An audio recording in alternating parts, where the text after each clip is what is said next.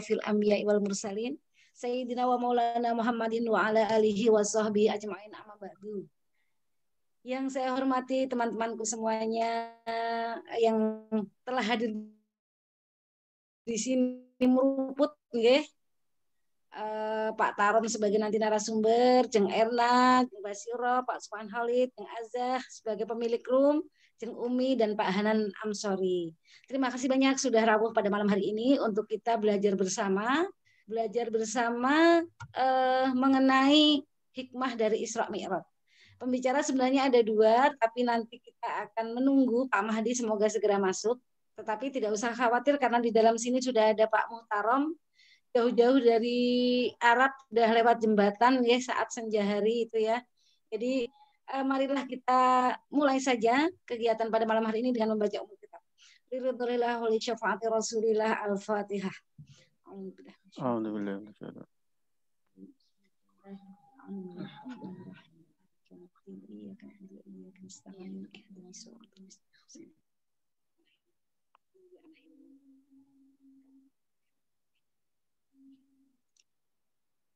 Amin ya rabbal alamin. Semoga dengan dibacakannya Ummul Kitab Al-Fatihah ini menambah berkah kegiatan kita pada malam hari ini. Alhamdulillah ini sudah hadir 90 orang 90 orang di kegiatan ini. Jadi marilah langsung saya narasumber kepada Pak Muhtarom, Pak Yai Muhtarom. Kami persilahkan. Assalamualaikum warahmatullahi wabarakatuh. Waalaikumsalam warahmatullahi wabarakatuh. Alhamdulillah wassalatu wassalamu ala Rasulillah wa ala alihi wa sahbihi wa mawalah. Qala Allah ta'ala fil Qur'anil Karim Subhanalladzi asra bi'abdihi laylam minal masjidil harami ilal masjidil aqsa alladzi barakna hawlah linuriyahu min ayatina innahu was-sami'ul basir. Shadaqallahul azim, shadaqa rasulul karim, wa nahnu ala dzalika minasyahidin amma ba'd. Kepada yang terhormat para sahabatku, rekan-rekan yang dimuliakan oleh Allah Subhanahu wa taala, langsung saja marilah kita bersama-sama memanjatkan syukur kita kehadirat Allah Subhanahu wa taala. Sehingga pada siang waktu Arab Saudi dan malam waktu Indonesia kita diberikan kesempatan untuk tujuan yang mulia yang tidak lain dan tidak bukan adalah menjalin silaturahim dan saling tawasau bil haq wa tawasau bis sabr. Terutama dalam kondisi pandemi ini kita memang seharusnya banyak melakukan aktivitas sehingga pikiran kita tidak kosong. Terutama bagi teman-teman yang sedang melakukan yang kena COVID, mudah-mudahan segera disembuhkan oleh Allah Subhanahu wa taala. Salat dan salam mudah-mudahan Allah limpahkan kepada baginda Rasulullah sallallahu alaihi wasallam yang kata Rasulullah di dalam hadis qudsi Allah Subhanahu wa taala bersabda, "Laulaka ya Muhammadu ma khalaqtul aflaq." Seandainya bukanmu ya Muhammad, maka sesungguhnya saya tidak akan menciptakan dunia dan seisinya. Oleh karena itu, marilah kita membaca salawat kepada baginda Rasulullah sallallahu alaihi wasallam. Allahumma sholli ala sayyidina Muhammadin wa ala ali sayyidina Muhammad. Hadirin yang dimuliakan oleh Allah Subhanahu wa taala, dalam kesempatan ini saya akan memaparkan tentang tafsir surat Al-Isra. Karena kita tidak akan bisa mengetahui peristiwa dahsyat yang agung Isra Mi'raj tanpa kita mengetahui ayat tentang Isra wal Mi'raj. Sebenarnya ini sering saya sampaikan di beberapa ceramah, tapi dalam kesempatan di Zoom-man ini baru kali ini. Peristiwa Isra wal Mi'raj adalah peristiwa yang sangat dahsyat, luar biasa, sehingga ketika Allah Subhanahu wa taala menjelaskan peristiwa ini, itu diawali dengan kata subhana. Subhanalladzi asra bi 'abdihi. Maha benar dan suci Allah yang telah memperjalankan memperjalankan hambanya di waktu malam minal masjidil haram, dari masjidil haram di Mekah ilal masjidil aqsa, ke masjid aqsa di Yerusalem, lailan juz'un minal lail. Jadi peristiwa ini sangat singkat, hanya beberapa jam di waktu malam, bukan satu malam tapi beberapa jam. Tujuannya apa? Adalah agar Allah Subhanahu wa taala dapat memperlihatkan keagungannya dan sebagai tanda bagi kekuasaan Allah, sehingga Allah Subhanahu wa taala innahu was-sami'ul basir, Maha mendengar dan Maha mengetahui. Kalau kita mengkaji tafsir surat Al-Isra ayat 1 ini, itu diawali dengan kata subhana. Di dalam Al-Qur'an ada 7 surat yang didahului dengan kalimat subhana. Salah satunya adalah surat Al-A'la, sabbihisma rabbikal a'la alladzi khalaqa fasawwa.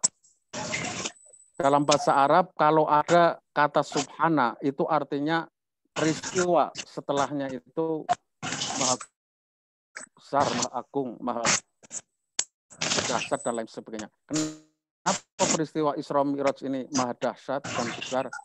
Karena bisa ditinjau dari berbagai dimensi. Pertama adalah dari peristiwa Isra sendiri.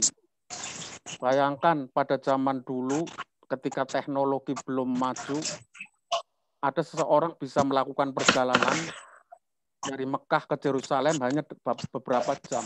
Kemudian setelah itu naik ke Mi'rajnya, yaitu naik ke langit untuk bertemu dengan Robnya, menerima wahyu sholat. Itu dilakukan hanya seperempat jam menurut para ahli tafsir. Lailan dikata di surat Al-Isra ini juz'um minal lail.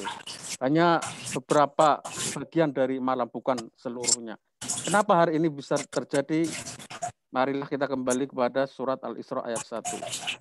Maha suci Allah Subhanahu wa taala asro, yang telah memperjalankan hambanya di waktu malam. Kalau kita buka kamus Lisanul Arab dan kamus-kamus bahasa Arab lain, kata asrobi di dalam bahasa Arab itu artinya orang yang memperjalankan seseorang dengan memberikan fasilitas keamanan, transportasi, dan lain sebagainya. Jadi kalau misalnya ada seorang pejabat, presiden lah katakan, mengutus salah satu menterinya ke sebuah tempat dengan menyediakan transportasi, pengawal, ajudan, lain sebagainya di waktu malam dengan pengamanan yang super ketat, itu di dalam bahasa namanya asro. Jadi Allah Subhanahu wa taala telah memperjalankan baginda Rasulullah Shallallahu alaihi wasallam di waktu malam dengan pengawalan yang luar biasa. Kenapa menggunakan pengawalan yang luar biasa? Karena ini peristiwa ketika seorang manusia naik ke langit, di situ banyak sekali gangguan-gangguan dari meteor, bintang, benda-benda langit yang berjatuhan. Itu semua bisa aman karena apa? Karena asrobi. Allah Subhanahu wa taala memperjalankan baginda Rasulullah dengan pengamanan yang super ketat. Kenapa di sini menggunakan kata abd, subhanalladzi asra bi abdihi, tidak bi Muhammadin, tidak bi nabiyyin. Ini menurut tafsir Al-Maraghi di dalam tafsirnya menyatakan bahwa al-abdu di dalam bahasa Arab artinya adalah hamba ar-ruh wal jasad. Ini untuk mengcounter para pendapat dari beberapa aliran sempalan yang jauh dari Islam yang menyangka bahwa ketika Nabi Muhammad SAW melakukan Isra dan Mi'raj itu hanya mimpi, hanya dengan menggunakan roh, hanya ketika Nabi Muhammad tidur. Jadi seolah-olah peristiwa Isra Mi'raj itu hanya karangan mimpi dari baginda Rasulullah dilakukan di waktu malam, bermimpi. Sehingga Al-Quran menjelaskan dengan kata abdun bi abdihi, yang artinya adalah Maha Suci Allah yang telah memperjalankan Nabi besar Muhammad dengan zat dan ruhnya, ini dengan menggunakan kata abdun. Oleh karena itu, kalau ada orang yang tidak percaya Allah Shallallahu alaihi wasallam dalam kondisi hanya tidur, maka telah kafir. Jadi kita sebagai Ahlus Sunnah wal Jamaah harus iman percaya bahwa baginda Rasulullah SAW ketika Isra Mi'raj memang dengan menggunakan fisik, jasad dan ruhnya. Itu menggunakan kata abdun. Nah, di dalam ilmu dan teknologi sekarang mungkin mudah sekali mencerna peristiwa Isra dan Mi'raj. Mungkin pada zaman Nabi orang pada bingung, apa iya ada seseorang melakukan perjalanan dari Madinah, dari Mekah ke Yerusalem sampai ke langit hanya beberapa jam di waktu malam. Tetapi kalau kita melihat sejarah peradaban dunia manusia saat ini, akhir-akhir ini, nanti saya jelaskan bahwa sesungguhnya peristiwa Isra dan Mi'raj itu sangat masuk akal. Jadi kita menggunakan teori rivalitas di mana saat ini manusia itu bisa menggunakan dengan ilmu dan teknologinya melakukan perjalanan dengan standar kecepatan cahaya. Jadi kecepatan cahaya seseorang bisa melakukan perjalanan dalam 1 detik itu bisa mencapai 300 km perjalanan Jakarta Brebes. Jadi saat ini banyak sekali perusahaan-perusahaan di dunia ini menciptakan pesawat kendaraan yang namanya supersonik itu bisa menjangkau kecepatan seperti itu. Pada tahun 2021 ini nanti akan diluncurkan sebuah pesawat supersonik dari NASA Amerika, tetapi mungkin karena pandemi akan mundur. Yaitu Amerika sekarang sedang menggagas sebuah pesawat yang super canggih. Namanya pesawat supersonik, itu bisa dari Mekah ke Indonesia, itu bisa dilakukan dalam waktu 30 menit. Jadi nanti suatu saat orang bisa menjalankan ibadah umroh dalam waktu 1 hari pulang pergi. Itu bukan sesuatu yang mustahil. Peradaban dunia saat ini sudah begitu maju, sehingga ketika mencerna peristiwa Isra Mi'raj pada zaman Nabi dulu, itu tidak aneh lagi. Dulu ketika kita, misalnya nenek moyang kita haji dari Indonesia ke Mekah, ditempuh dengan waktu 6 bulan dengan menggunakan kapal laut. Kemudian sekarang pesawat 8 jam. Kemudian Prancis menciptakan pesawat bisa 4 jam. Kemudian ada menciptakan pesawat lagi dari Rusia 2 jam. Dari Jakarta ke Mekah. Saat ini Amerika akan menciptakan pesawat dengan menempuh waktu 30 menit. Dari Indonesia membuktikan bahwa peristiwa Isra dan Mi'raj itu melampaui kemampuan umat pada saat itu, bisa melampaui kemampuan saat itu yang sekarang sudah dibuktikan oleh dunia dan teknologi. Suatu hal yang simpel saja, bagaimana Isra Mi'raj bisa dipahami dengan ilmu dan teknologis. Saat ini misalnya kita sedang melakukan pengajian lintas negara ini. Ada yang dari Jogja, dari Kalimantan, dari Arab Saudi, dan lain sebagainya. Mungkin pada saat dulu tidak bisa membayangkan bagaimana mungkin ini ada berapa orang, 13 orang posisinya beda-beda ini. Ada yang lagi anak, ada yang di kamar, ada yang ini saya lagi di sofa dan lain sebagainya. Itu bisa ditemukan dalam 1 waktu, hanya dalam hitungan detik dan 1 waktu ini. Ini membuktikan bahwa peristiwa Isra dan Mi'raj mengajarkan kepada kita bagaimana umat Islam, umat di seluruh dunia ini dengan ilmu dan teknologinya bisa mendekatkan diri kepada Allah Subhanahu wa Ta'ala. Nah, ini adalah salah satu hikmah yang luar biasa daripada peristiwa Isra dan Mi'raj yang bisa digali oleh peradaban manusia pada saat ini. Tetapi itu bagi kita tidak penting. Yang paling penting dari peristiwa Isra dan Mi'raj adalah keimanan, rasa percaya kita kepada Allah Subhanahu wa Ta'ala. Dulu ketika Nabi besar Muhammad SAW melakukan Isra dan Mi'raj, pada saat itu orang-orang kafir berdusta dan mengecek. Ini Nabi gila apa? Mana mungkin bisa melakukan perjalanan secepat itu. Tetapi oleh Abu Bakar, Abu Bakar adalah orang yang bergelar siddiq, yang dipercaya karena dia orang yang satu-satunya pertama yang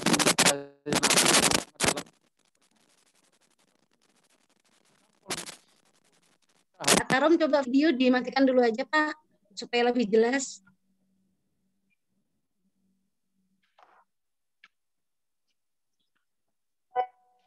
Ketua ana badai padang pasir, Bu Guru. Oh iya, mungkin dari tadi wes mengeluh ada debu banyak Iya. debu. Kroso tekan Kalimantan iki pasire. Mosok. Jenenge kroso ya. Tergantung sensitivitas.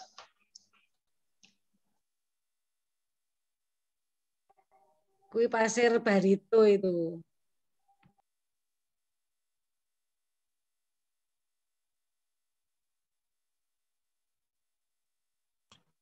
Enggak ada suaranya. Sinyal, Pak.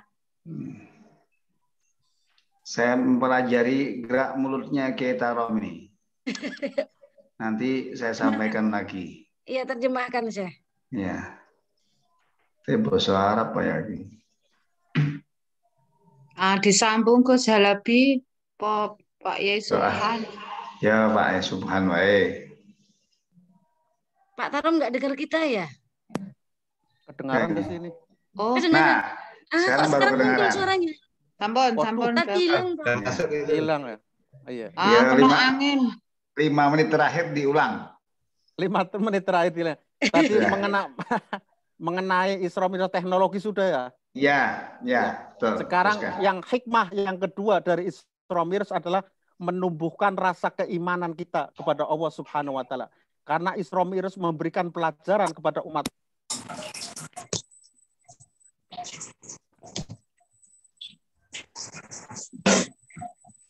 Pak Edi di unmute cek.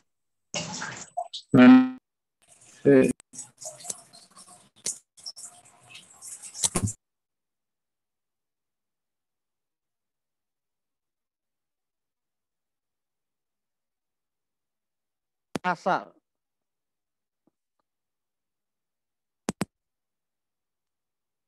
Kena angin gurun muter-muter Pak Sudah Yai. kedengaran, sudah. udah ya. Ya, siap. Karena mereka memiliki keimanan yang sangat tinggi. Karena ilmu dan teknologi tidak ada apa-apanya kalau kita tidak memiliki keimanan yang tinggi.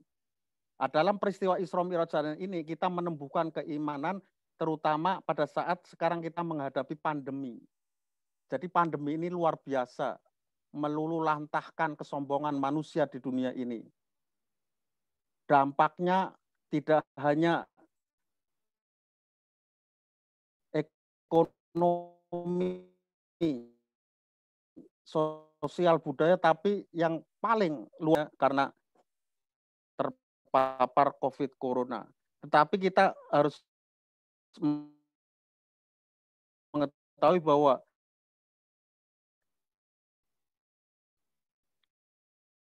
rasa keimanan, menumbuhkan rasa keimanan ini kita harus sesungguhnya ibadahku, sholatku, hidupku, mati kepada Allah Subhanahu wa taala, sehingga ketika terjadi pandemi ini kita harus memiliki keimanan yang tinggi, rasa keimanan yang perlu dimunculkan bahwa corona itu hanyalah ujian dari Allah Subhanahu wa taala. Corona tidak akan mematikan. Corona bukanlah penyakit yang membahayakan kalau kita imunnya itu kuat, kalau kita selalu menjalankan ajaran-ajaran Allah Subhanahu wa taala dan Rasul-Nya. Kalau kita rajin berwudu, rajin mencuci tangan, rajin menjaga kesehatan, makan dan lain sebagainya. Dalam rangka COVID ini kita harus menumbuhkan keimanan sebagaimana para sahabat dulu mencerna peristiwa Isra dan Mi'rajnya Nabi besar Muhammad Shallallahu Alaihi Wasallam. Itu hikmah yang kedua. Yang itu lebih penting dari hikmah teknologi yang tadi saya jelaskan. Hikmah yang terakhir sebenarnya banyak, ada 10 hikmah, tapi saya jelaskan 3 hikmah saja. Hikmah terakhir adalah kalau kita ingin menjadi seorang yang ahli dalam bidang tertentu, maka kita harus banyak belajar kepada para pakar. Sehingga ketika baginda Rasulullah Shallallahu Alaihi Wasallam ditunjuk oleh Allah sebagai khatamul anbiya wal mursalin, sebagai nabi yang terakhir yang tentu dia adalah nabi penutup, nabi yang paling luar biasa.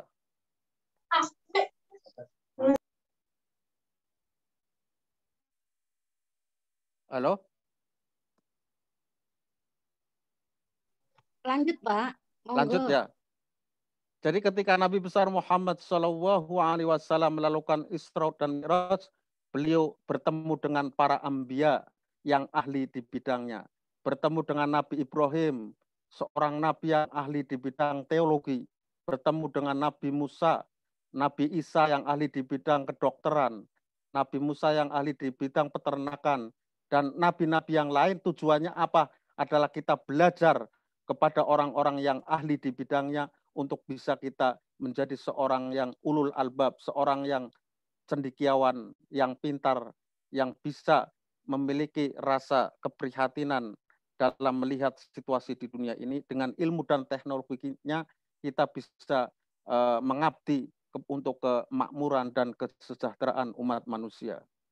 Oleh karena itu, dalam rangka peringatan Isra dan Mi'raj ini, marilah kita bersama-sama menumbuhkan rasa keimanan, mau belajar dengan berbagai narasumber dan ahlinya, dan yang terakhir adalah dengan Isra dan Mi'raj, kita membuktikan bahwa umat Islam adalah umat yang sangat mendorong perkembangan ilmu dan teknologi, yang itu sudah dibuktikan dengan peristiwa Isra dan Mi'raj. Tetapi sekarang alangkah naif dan luar biasanya umat Islam ini sekarang menjadi umat yang tertinggal karena kurangnya ilmu dan teknologi sehingga bisa dikuasai oleh umat-umat yang lain. Nah, terakhir di dalam peristiwa dan Isra Mi'raj ini di penghujung ayat ada kata alladzi barokna haulahu. Banyak sekali orang yang bertanya kepada saya ketika menjelaskan Isra dan Mi'raj.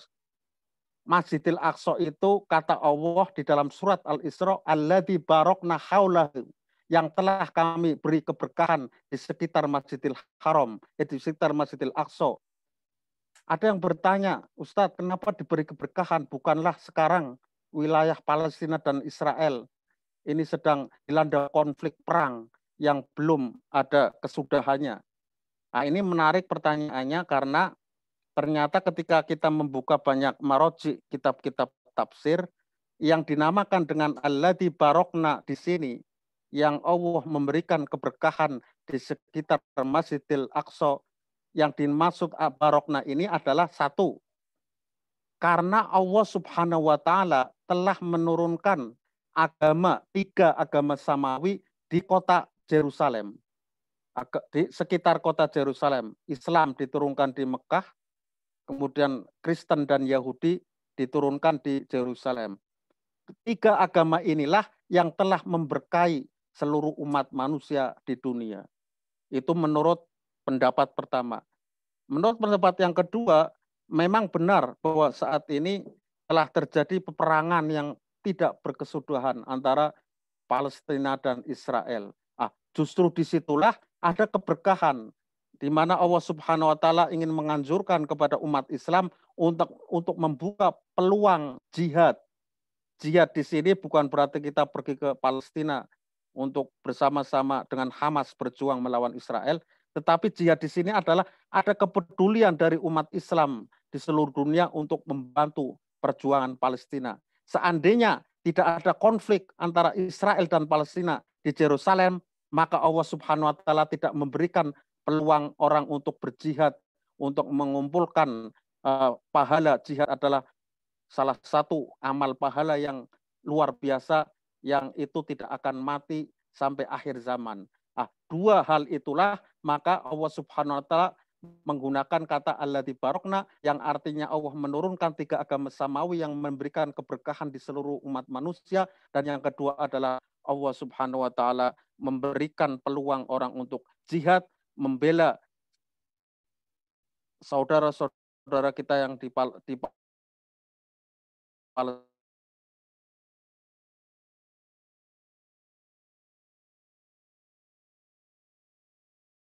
Palestina yang sekarang sedang mengalami penindasan, kejajahan, mengambil al-i'tibar dari Isra dan Mi'raj ini, sehingga kita itulah beberapa hikmah yang terkandung di dalam peristiwa Isra dan Mi'raj. Untuk selanjutnya mungkin kami akan membuka pertanyaan atau dialog sambil menunggu penceramah yang lain. Mahdi mungkin belum datang, mungkin bisa diwakili yang lain. Mohon maaf atas segala kekurangan. Kalau ada yang baik itu semata-mata datang dari Allah Subhanahu wa taala. Atau kalau ada kesalahan semata-mata karena kebodohan saya. Wallahul muwafiq ila aqwamil thoriq. Wassalamualaikum warahmatullahi wabarakatuh. Waalaikumsalam warahmatullahi wabarakatuh. Terima kasih sekali Pak Tarom, itu menarik sekali hikmah-hikmah dari Isra Mi'raj yang sudah disampaikan. Dan kita semua juga sangat paham bahwa Isra Mi'raj itu ada suatu peristiwa yang sangat luar biasa. Dan manfaatnya untuk manusia itu juga teramat sangat luar biasa. Dari segi prosesnya juga luar biasa. Mungkin orang zaman dulu yang tidak percaya itu akan kesulitan untuk menerima, gitu. Tapi ketika kita sudah zaman sekarang sudah mulai makin mendekati modern, yang di Arab saja kita bisa langsung ketemu, bisa ngobrol gitu, gitu. Apalagi teknologi Gusti Allah itu semalam dari mana, dari Masjidil Aqsa ke Masjidil Haram dan baliknya pasti sangat mudah sekali. Terima kasih sekali Pak Tarom. Kemudian jika ada teman-teman yang mau berdialog, bertanya, memberikan sanggahan, memberikan pernyataan, memberikan penguatan apapun, monggo dipersilahkan.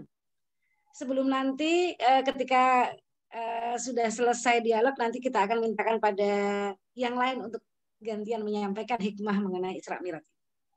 Monggo, sinten yang mau menyampaikan, menambahi, menguatkan, menyanggah apapun boleh. Silahkan mungkin Pak Tony atau Pak Halabi mau menambahi.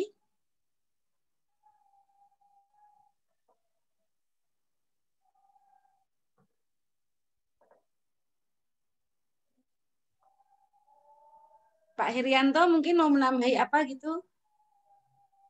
Kok udah hanteng kabeh lagi. Jangan-jangan seperti kata Pak Subhan tadi belum pada makan dia. Kalau di Arab Saudi nggak ada peringatan Isra Mi'raj. Oh gitu. Makanya Kenapa, kita di sini itu libur ini berapa hari nih, dari Kamis, Jumat, Sabtu, Minggu. Itu libur karena ada Isra Mi'raj. Saya mau tanya Bu Guru. Oh enggak, monggo. Ya. Ustadz Halabi silahkan. Pak Kiai Tarom. Nih, saya belum pernah ke Palestina, tapi pernah dengar orang cerita bahwa di sekitar Palestina itu, di sekitar Masjidil Aqsa itu, gerakan ekonomi itu maju pesat. Gitu. Jadi sekalipun orang di pusat perang itu ya konflik, tetapi ekspor impor itu maju gitu. Orang-orang di sekitarnya itu ya kaya-kaya gitu. Gimana ini kalau pandangan langsung ketika ke sana itu, bagaimana keadaan sebenarnya itu? Apakah mereka juga menderita miskin dan juga jadi korban betul, apa memang benar keadaan ekonomi mereka itu malah maju yang di sekitar masjid itu, atau mungkin wilayah-wilayah sekitar Aqsa itulah? Bagaimana itu? Terima kasih. Saya ke Masjidil Aqsa mungkin udah 6 kali, dan terakhir ketika perang Gaza itu kebetulan saya ke sana menemani anggota DPR. Memang kalau kita melihat situasi di lapangan di sekitar Masjidil Aqsa Yerusalem ini, memang benar bahwa penduduknya ini bukanlah, Palestina itu bukanlah orang yang kekurangan sebenarnya. Karena apa? Tadi karena hikmah dari Isra Mi'raj tadi, barokna itu, peluang jihadnya itu dibuka oleh Allah. Banyak sekali bantuan dari berbagai dunia. Jadi dari Indonesia sendiri yang saya tahu, tiap tahun itu ada beberapa ormas Indonesia yang memperhatikan masalah isu Palestina itu selalu mengirim bantuan yang jumlahnya puluhan miliar itu kalau dirupiahkan. Tetapi yang disayangkan saat ini adalah bukan masalah ekonominya, atau pergerakan ekonominya, tetapi status Yerusalem itu yang sebenarnya sangat disayangkan, di mana sekarang itu Yerusalem masih dikuasai oleh Israel. Jadi wilayahnya ada di Palestina, tetapi kekuasaannya ada di Israel. Sehingga ketika kita pergi ke sana, kita harus mengurus visa lewat kedutaan Israel. Jadi kalau Indonesia biasanya kalau mau ziarah ke Masjidil Aqsa melalui travel itu ngurusnya di kedutaan Israel di Singapura atau kedutaan Israel di beberapa negara Islam yang sudah melakukan perjanjian dengan Israel seperti di Jordania. Sekarang ada 2 negara lain di Teluk, Bahrain dan Uni Emirat Arab yang melakukan perdamaian dengan Israel. Kalau kita merujuk kepada resolusi PBB, sebenarnya wilayah Yerusalem ini hanya 1 kilometer persegi, tetapi diperebutkan oleh Palestina dan Israel, itu seharusnya wilayah Palestina. Tetapi karena dalam sebuah pertempuran itu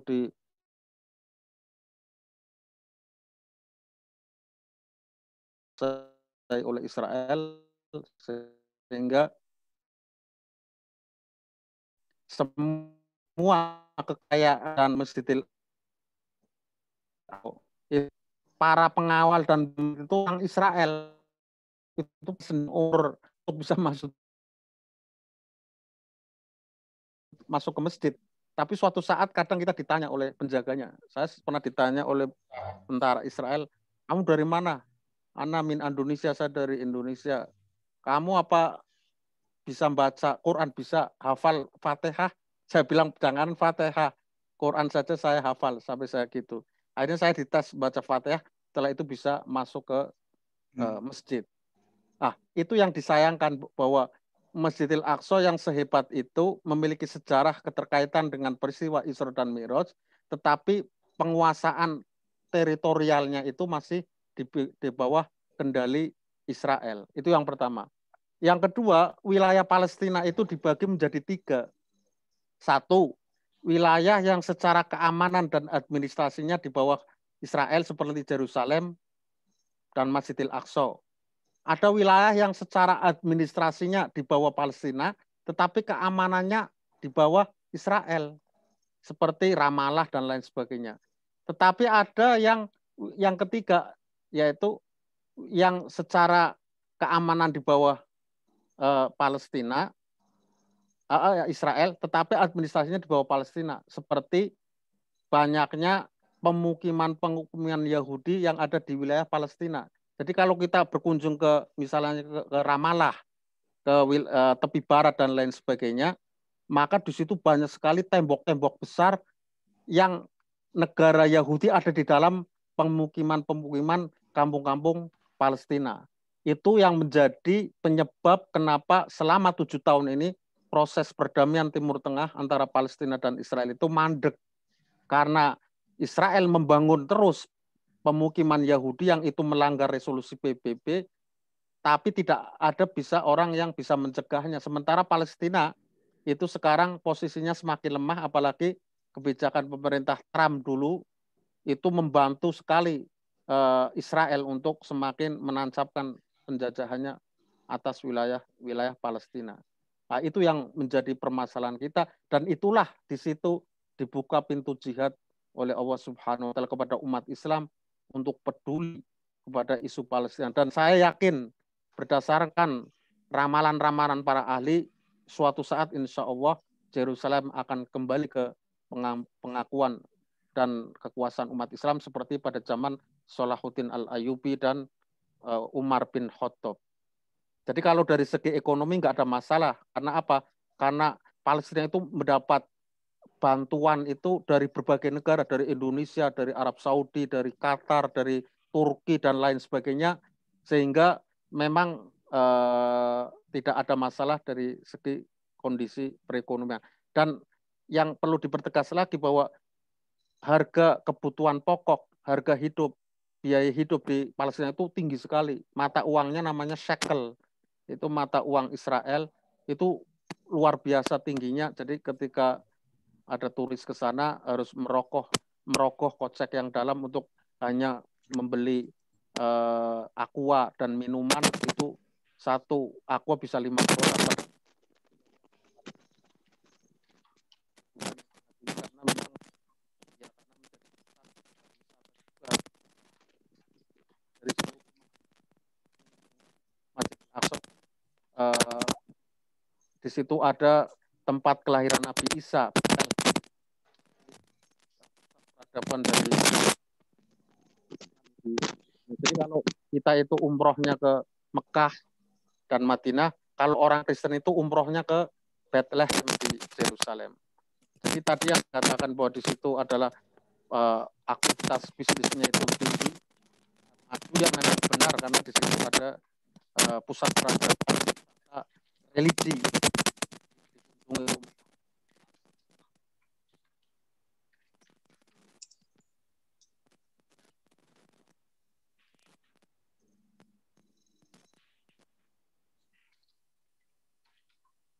Hilang lagi.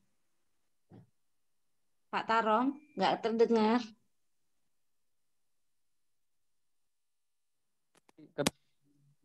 Ketemu dengan Presiden Mahmud Abbas,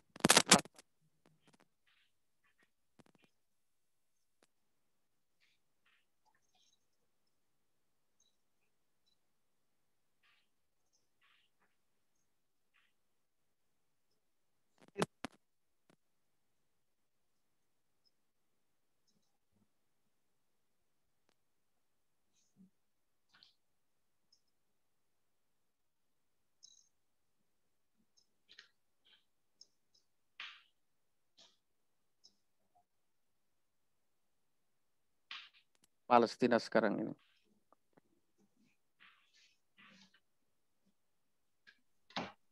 Barusan kok hilang lagi ya Pak ya suaranya? Enggak, sekarang udah ya? Enggak ya? Sekarang Ya. enggak. Tadi yang tentang Mahmud Abbas diulangi lagi Pak Tarong. Jadi ketika itu yang memprihatinkan Palestina ini, seorang Mahmud Abbas, Presiden Palestina saat ini, ketika harus kembali ke negaranya, itu harus mengurus visa dan izin dari Israel, sehingga beliau memiliki rumah di Jordania. Kalau dia tidak bisa masuk, tidak disetujui oleh Israel, maka dia tidak akan masuk ke Palestina. Karena pada saat itu ketika kami berkunjung dengan anggota DPR ketemu Mahmud Abbas, ada salah satu anggota DPR yang tidak bisa dapat visa masuk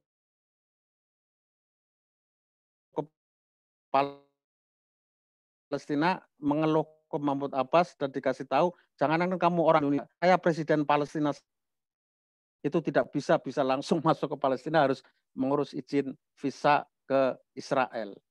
Nah, itu yang sangat memprihatinkan. Ada sebuah negara merdeka, berdaulat, diakui menjadi negara. Sementara negara-negara Arab, 21 negara Arab di Timur Tengah, itu sampai saat ini belum bisa membela atau belum bisa menjadikan Palestina sebagai negara merdeka dengan ibu kota Yerusalem sebagai ibu kota Palestina yang merdeka dan mandiri.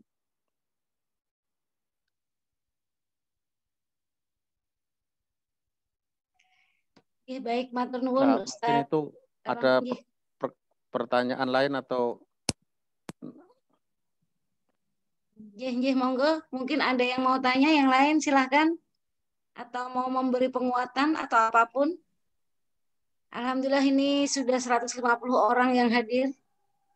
Dikalikan 10. Tanya. Monggo, J. Monggo Ustaz. Ini masih fresh, fresh dokternya ini fresh ini. Datang terakhir terus takon. Yang lafaz barokna haula itu setarom. Iya. Itu berlaku untuk Mekah dan Palestina juga, atau hanya Mekah saja, atau kedua-duanya? Kalau kedua-duanya itu maknanya keberkahan itu di sekitar Masjidil Aqsa dan Masjidil Haram, atau kalau Masjidil Aqsa juga tanda diberkahinya itu kira-kira apa? Kalau sekarang jadi konflik terus. Oke. Tadi udah saya jelasin karena Pak Kiai belum Oh, udah datang toh. mungkin ya. Jadi iya. kata barokna itu ada dua. Ada di surat Al-Imran ketika Allah Subhanahu wa taala berfirman tentang inna awwala baitin wudi'a lilladzi bibakkata mubarakan wa hudan lil alamin. Sesungguhnya tempat pertama yang dibangun oleh Allah untuk beribadah adalah Bakkah, yaitu Mekah, yaitu Ka'bah. Di dalam ayat itu bibakkata mubarakan, yang diberkahi. Jadi yang diberkahi di sini selain Masjidil Aqsa, baroknal haulahu juga Mekah. Mekah diberkahi oleh Allah Subhanahu wa taala. Saya ingin menjelaskan Mekah dulu. Kenapa Mekah diberkahi oleh Allah Subhanahu wa taala? Kata berkah itu di dalam bahasa Arab artinya ziyadatul khair fi kulli lahzah. Yaitu kita selalu menambah kebaikan di setiap saat dan detik. Jadi kalau kita memiliki rezeki yang berkah, itu rezekinya tiap detik menambah kebaikan. Misalnya bisa membuat tubuh kita itu menjadi sehat. Kalau kita ngasih ke anak, anak menjadi pintar. Kalau ngasih ke istri, istri bisa menabung dan lain sebagainya. Itu berkah. Keberkahan Masjidil Haram itu sudah dibuktikan. Kalau dari segi teori properti, karena saya salah satu yang suka mengamati properti. Jadi kalau di dalam dunia properti itu nilai properti paling tinggi adalah lokasi. Jadi kalau kita mau beli rumah atau apapun, tanah dan lain sebagainya, nomor satu dilihat dari lokasi. Kenapa Mekah ini berkahnya luar biasa? Karena dari segi lokasi itu Mekah ini atau Ka'bah ini ada di pusat bumi yang di situ menjadi tempat ibadah oleh Allah Subhanahu wa taala. Itu yang pertama. Yang kedua, dari nilai bangunan sekarang ini ada 10 bangunan di dunia ini yang nilainya itu sangat mahal. Yang nomor satu ternyata di Mekah. Kemudian yang kedua Abroj Zamzam. Kemudian yang tiga ada yang namanya bangunan hotel yang di Marina Beach yang ada di Singapura. Dan yang ketiga ada di Apple di Washington. Terus ada di Burj Khalifa di Dubai dan lain sebagainya. Ternyata bangunan yang paling nilai tingginya adalah di Mekah. Itu ditaksir sekitar 100 miliar dolar Amerika, kalau dirupiahkan sekitar 1.004 triliun rupiah. Jadi kalau Mekah bangunannya itu dijual, itu total harganya 1,4 triliun. Kalau APBN kita itu 4 triliun, itu sepertiga dari APBN kita itu bisa ditanggulangi dengan menjual Mekah itu. Nah, itu salah satu nilai keberkahan. Tapi yang paling penting nilai keberkahan dari Mekah adalah karena ada Mekah ini, maka umat Islam bisa berkumpul menunaikan ibadah haji. Kemanfaatannya tidak hanya di Mekah dan Madinah, tapi seluruh dunia. Di situ ada bisnis biro travel dan haji, ada umroh dan lain sebagainya. Sehingga ketika ada pandemi ini, memang kita merasakan bahwa keberkahan Masjidil Haram ini agak menurun karena sedikit para ziarah. Itu yang pertama tentang keberkahan Masjidil Haram. Sedangkan Masjidil Aqsa, kenapa Allah Subhanahu wa taala menggunakan kata alladzi barokna, yang telah kami berkahan? Keberkahan di sini di sekitar Masjidil Aqsa adalah keberkahan ketika Allah Subhanahu wa taala menurunkan 3 agama samawi, Islam di Mekah, kemudian Masihi dan Yahudi yang ada di Yerusalem. 3 samawi ini memberikan keberkahan bagi umat manusia untuk bisa mempelajari, mengamalkan daripada ajaran-ajaran para anbiya. Itu yang pertama. Yang kedua, keberkahan dari Masjidil Aqsa adalah Allah Subhanahu wa taala memberikan peluang jihad untuk bisa membantu saudara-saudara di Palestina yang sekarang sedang berkonflik dengan Israel. Jadi keberkahan tidak ada konflik Palestina dan Israel, itu maka pintu jihad tidak akan dibuka seluas-luasnya. Karena konflik antara Palestina dan Israel yang ada di Yerusalem itu dampaknya tidak hanya di wilayah kita, tapi di seluruh dunia. Kita tahu di Indonesia kayaknya tiap minggu ada itu demonstrasi, aksi demo untuk mendukung perjuangan Palestina. Kita juga tahu bahwa umat Islam di Indonesia banyak sekali yang ada ibu-ibu menjual kalungnya untuk ada orang kalau kita Palestina menyumbang, mereka gelar untuk perjuangan Palestina di sini itu pintu jihad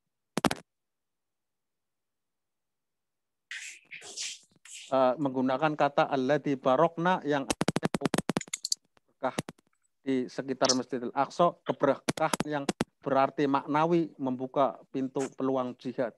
Seandainya tidak ada konflik, maka pintu jihad itu tidak dibuka seluas-luasnya oleh Allah Subhanahu wa Ta'ala. Itu yang bisa kita buka dalam beberapa kitab tafsir tentang kata barokna.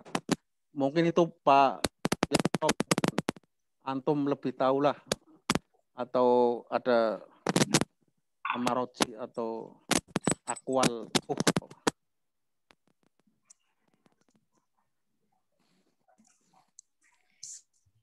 Ya, terima kasih Pak Tarom. Terima kasih juga pertanyaannya Pak Yanto. Nanti kalau misalnya masih kurang puas bisa WA-an sendiri nggih. Mungkin ada lagi yang mau bertanya teman-teman?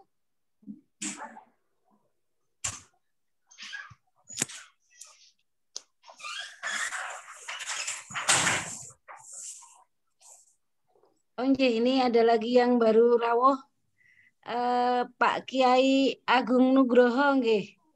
Selamat datang Bapak. Ya, selamat. Dedek bergabung. Jadi monggo Pak. Ini angkatan berapa ya Pak? Angkatan 0. Angkatan Kakak kelas Pak PK. Oh kakak kelas. Ya. Angkatannya Mas Irfan berarti. Pak Irfan. Pak Heru. Oh, saya ya. malah dekat sama Bapak juga, nggih.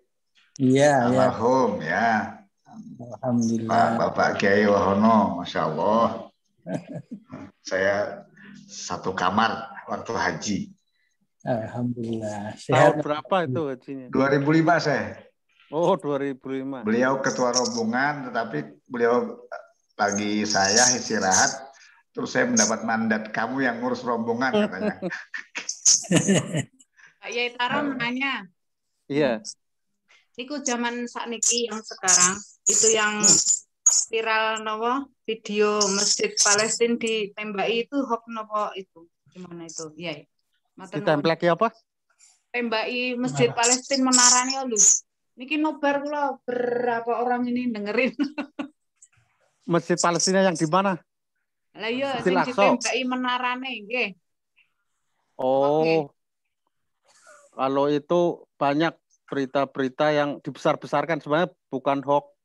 Di situ memang sering ada konflik kecil sih, tapi nggak sebesar itu, nggak sampai keluar peluru karena memang ada kesepakatan antara pasukan PBB dengan Israel di situ untuk tidak mudah mengeluarkan peluru kecuali dalam kondisi mendesak. Ketika dulu Ariel Sharon, Perdana Menteri Israel, pernah berkunjung ke Masjid Yerusalem, dia masuk ke masjid pakai sepatu. Wah, di situ memang berdarah-darah yang terjadi intifadah kedua. Jadi kalau di Palestina ada istilah intifadah, perjuangan rakyat Palestina melawan Israel secara besar itu karena biasanya dipicu oleh peristiwa di Masjidil Aqsa. Kemarin yang di masjid itu hoax itu Mbak, nggak sebesar itu karena kalau memang itu terjadi mungkin sudah perang, karena masjid ini bagi umat Islam adalah bangunan yang sangat sakral sehingga mereka rela mati untuk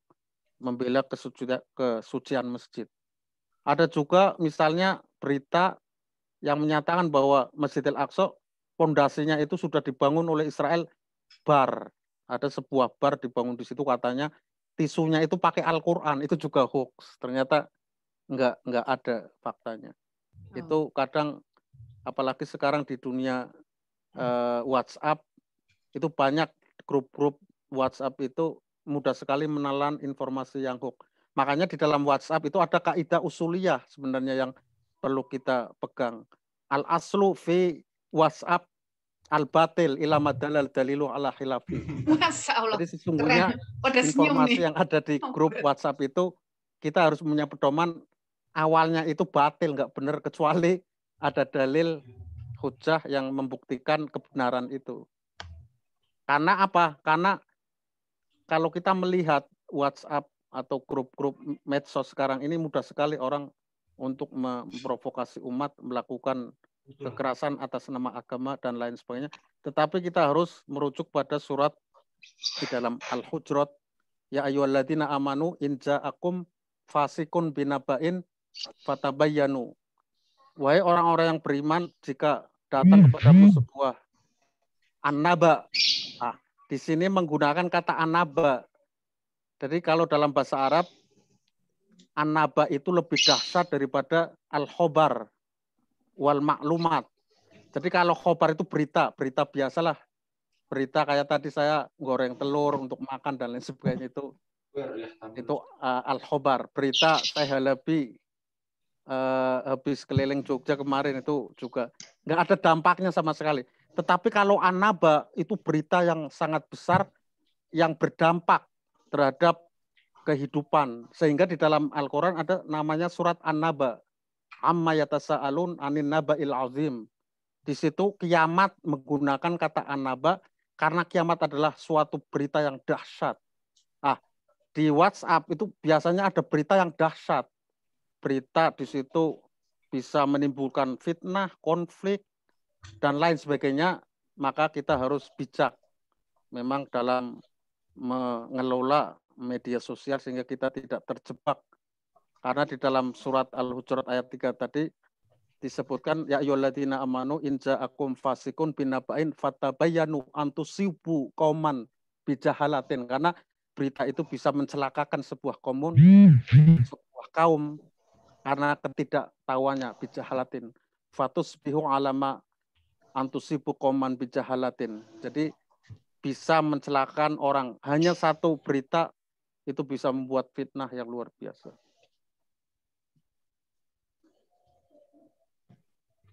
Matur nuwun, matur nuwun.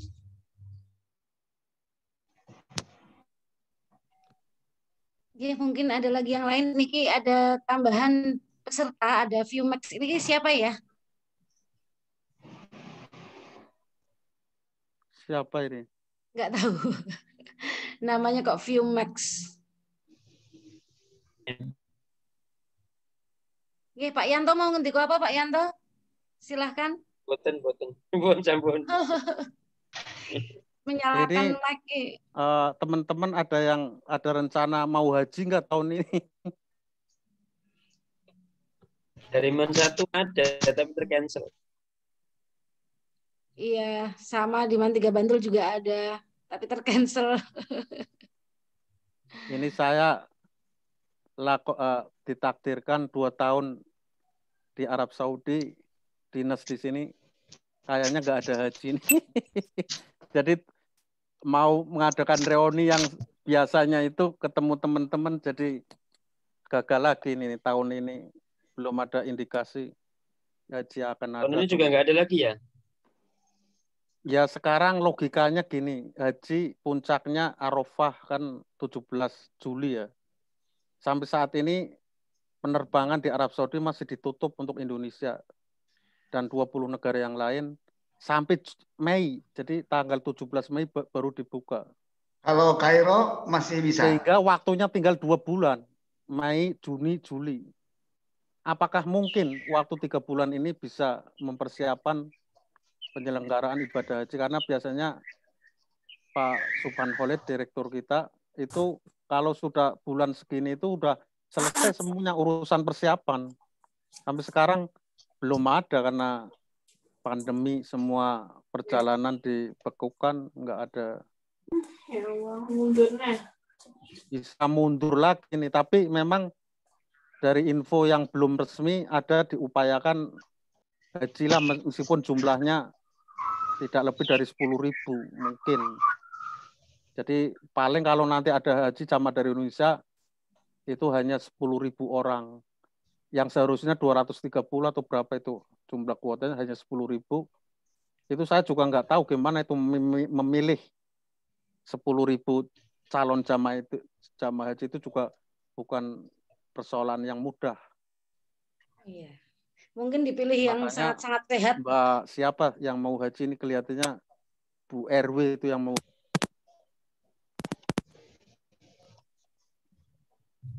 Sugeng rawuh Pak Heru. Kiai Heru tuh rawuh. Ya, Sugeng rawuh Komandan.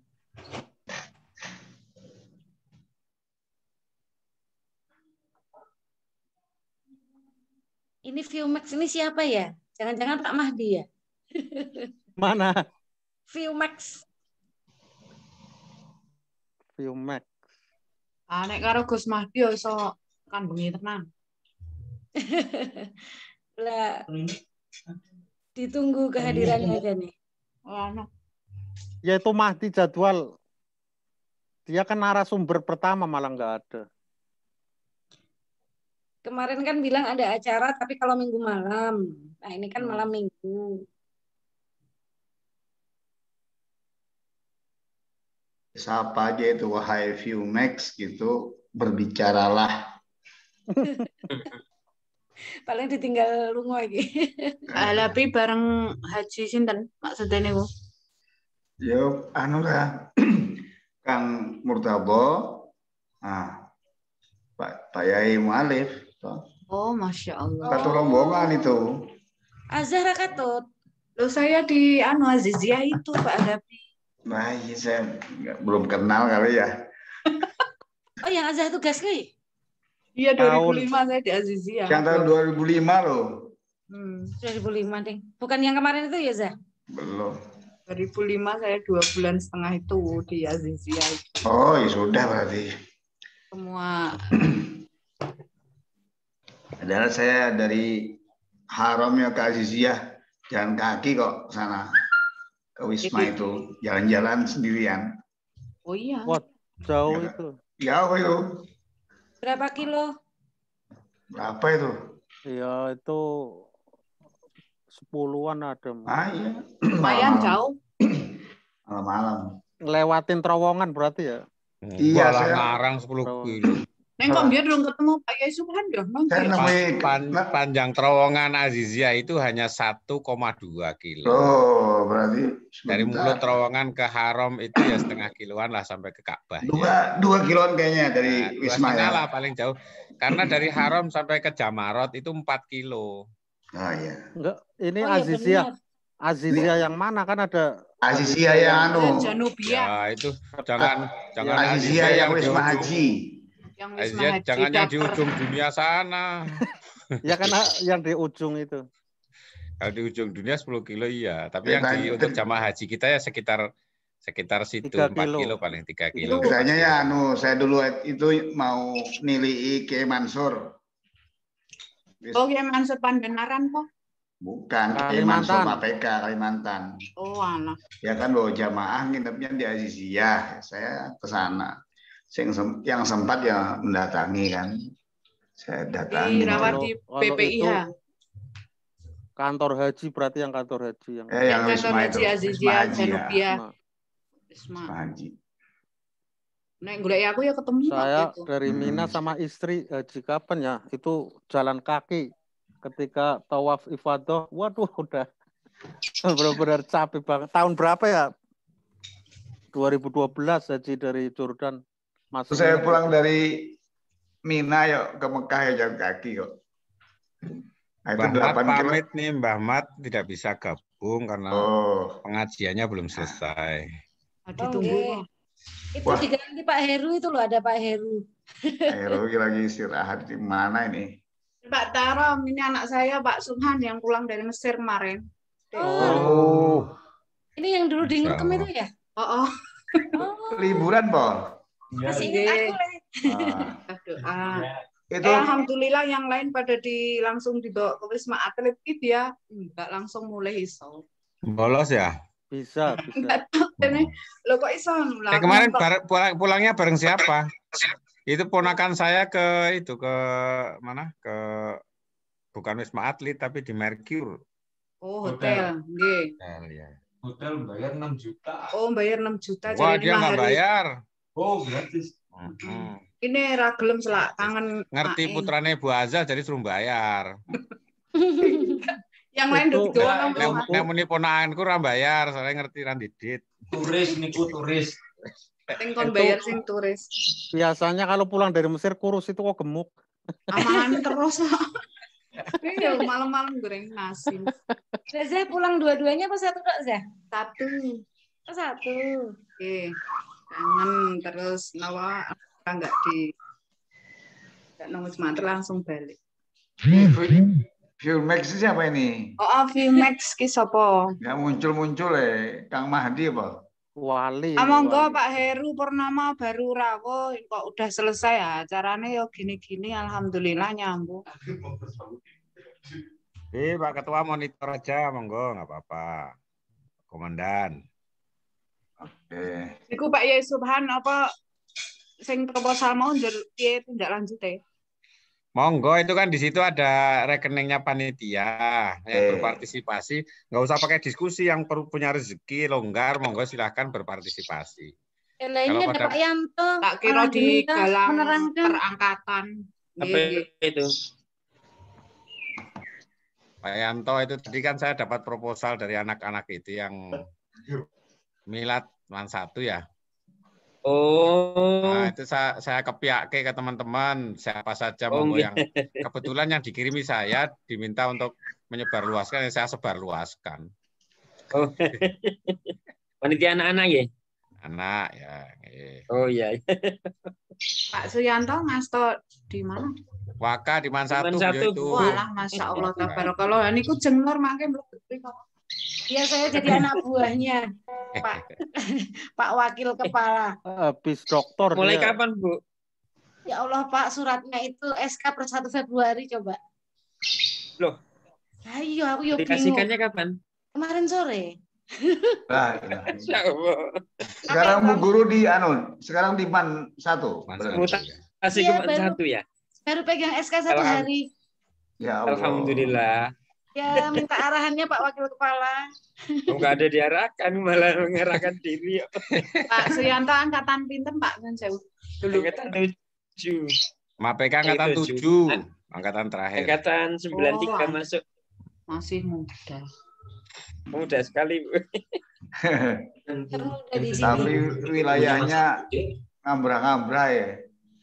MTS, MAPK, UII loh. Ya, beliau itu juga Pak Kiai di pesantren UII. Jadi kalau ada putra-putri yang tahfidz 30 juz, silahkan mondok di tempatnya Pak Yanto itu di UII. Saya pernah ke sana sekali. Oh iya. Malam-malam. Aculik dari hotel itu ya. Iya. Nyun sewu terus terangnya baik untuk yang akan datang biasa. Oh iya. Untuk yang akan datang, karena ternyata kalau diminta berbicara itu pada nggak kerso, maka nanti akan ada aksi penodongan. Oh, penodongan. Nanti akan diedarkan Google Form, jadi monggo siapa saja yang bersedia silahkan mengisi. Tetapi bersedianya betul-betul bersedia hadir gitu, nggak, bukan sekedar jadi nanti menentukan sendiri gitu ya, Cing Azah ya. Ditulis namanya, by name, by address, terus nanti baru tinggal checklist aja namanya siapa. Iya. Nah, temanya. Sampai kemilih waktunya toh. Enggak usah dikitukan. Pak Yai. Yang penting itu silaturahim. Kalau pengajian nomor 2. Besok itu Syakban ya. Masuk bulan Syakban ya. Nggih. Nah, sepertinya Pak Halabi sudah punya ide tema ini. Enggak tahu, itu urusannya wilayah Jawa, itu nyadran itu. Urusan itu nyadran itu. Dan tidak menutup kemungkinan nanti pembicara lintas angkatan ya, nanti Pak Yanto, Pak Agung, Pak Heru. Yang ibu-ibunya belum pernah. Iya. Ini apa? Kan seharusnya sekali-kali lah dari Ummahat. Pernah ya Zah ya? Pernah belum Zah? Yang kok temane Ummahat Pak. Iki sing nyengkuyung ubur rampene wae. Kalau temanya Ummahat itu pertanyaane jeng estri kuwi Untuk kuliah UII mbok hafalannya boleh 10 juz apa sing mangku UII? Pak Yanto. Walah, monggo niki ada pertanyaan kuwi lho. Oh, Pak Yanto Oke. nanya. Oh. Oke, jadi kalau yang di UI itu ada beberapa program beasiswa ya. Ada beasiswa jalur tahfiz itu 30 juz. Itu semua fakultas setiap prodi satu datanya. Jadi kalau di UI itu ada 28 beberapa prodi, berarti 28 siswa santri. Itu 30 juz. Sekarang sedang dibuatkan pesantrennya. Kalau yang pesantren UI yang saya tungguin itu seleksi utamanya dari sisi bahasa Arab atau bahasa Inggris. Nah itu saja. Ketika lolos, semua fakultas bisa free, tidak bayar sama sekali. Kecuali kedokteran ya. Kalau yang pesantren UI nggak boleh kedokteran. Ada jalur juga, jalur yang atlet dan seni. Kalau punya punya prestasi atlet atau seni bisa daftar juga di situ. Terus ada jalur tentu AFA ada jalur apa lagi? Ya kita itu yang pokoknya yang berprestasi akademik, non akademik diakomodir gitu. Ada non akademik, ada akademik. Nyun sewu yang kedokteran tadi gimana? Yang kedokteran tadi yang beasiswanya untuk yang tahfiz 30 juz tadi bisa masuk. Oh, Masya Allah. Free. Full. Free. Rp0. Boarding, asrama. Ya, tapi harus dari IPA ya? Oh iya IPA, harus IPA. Yang pesantren UI itu juga untuk yang program-program studi eksak itu juga dipersyaratkan IPA, misalnya arsitektur, teknik informatika gitu ya dari IPA. Kalau non itu, kalau yang dari MATPK itu kemarin yang diterima di pesantren UI ngambilnya fakultas hukum, fakultas syariah. Ini bagus. Tapi dulu pernah ada di UNS itu dari IPS, SMA-nya IPS. Itu karena hafal 30 juz, dia boleh masuk farmasi. Oh. Ada unik juga itu. Menarik itu. Nah, iya, karena dia lintas. Nah, farmasi itu soalnya ilmu pengetahuan suwuk, jadi IPS bener. Sembur bareng. Angkatan 91 sing dokter piro? Piro pisan? Dokter apa dokter? Ya dokter ya dokter. Dokternya piro dokter? Dokter itu Iis, Hafidah. Terus sing aku Pak Mutakin. Siapa meneh ya? Gusmat. Bahmat. Siapa lagi ya? Hadi Subhan. Banyak. Yani. Muhaimin udah belum ya? Dahlan, itu dokter.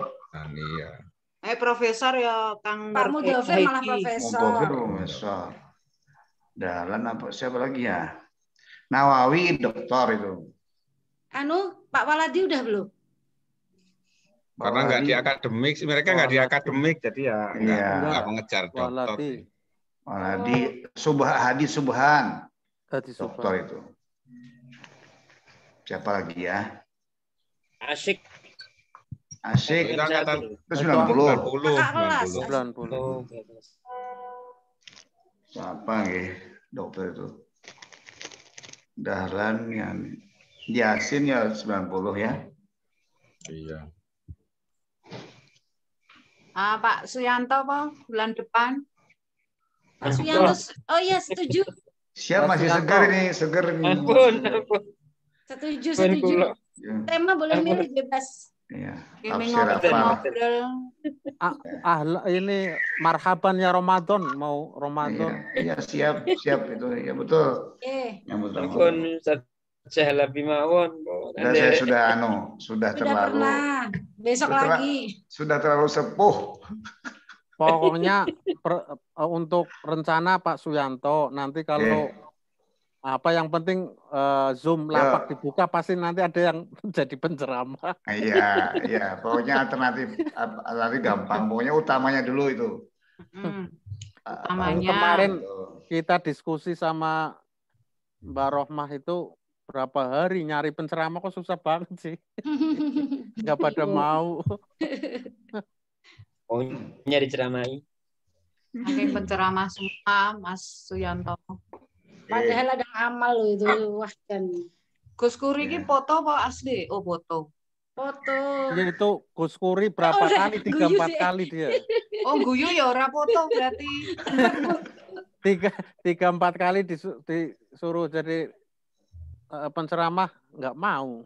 Iya, ngilang terus. Itu Pak Herianto itu juga rung kerso loh jadi ceramah itu. Siapa? Pak Her. Pak Suher. Pak Suher. Ya. Suharyanto. Jadi besok juga ada jatahnya Pak Suhiryanto. Ya, Bu Bidan aja, siapa tahu mau ngasih iya, apa? Bu Bidan nanti khusus COVID. Tips-tips bersama... melahirkan lah, tips-tips melahirkan. Aduh. Iya, Nek Ummahat ki ngomong itu pasti kenanya aulat, nanti mesti pendidikan anak, kan nyambungnya banyak itu. Pendidikan bapak lah. Nanti kalau nuju mulai ini ekonomi.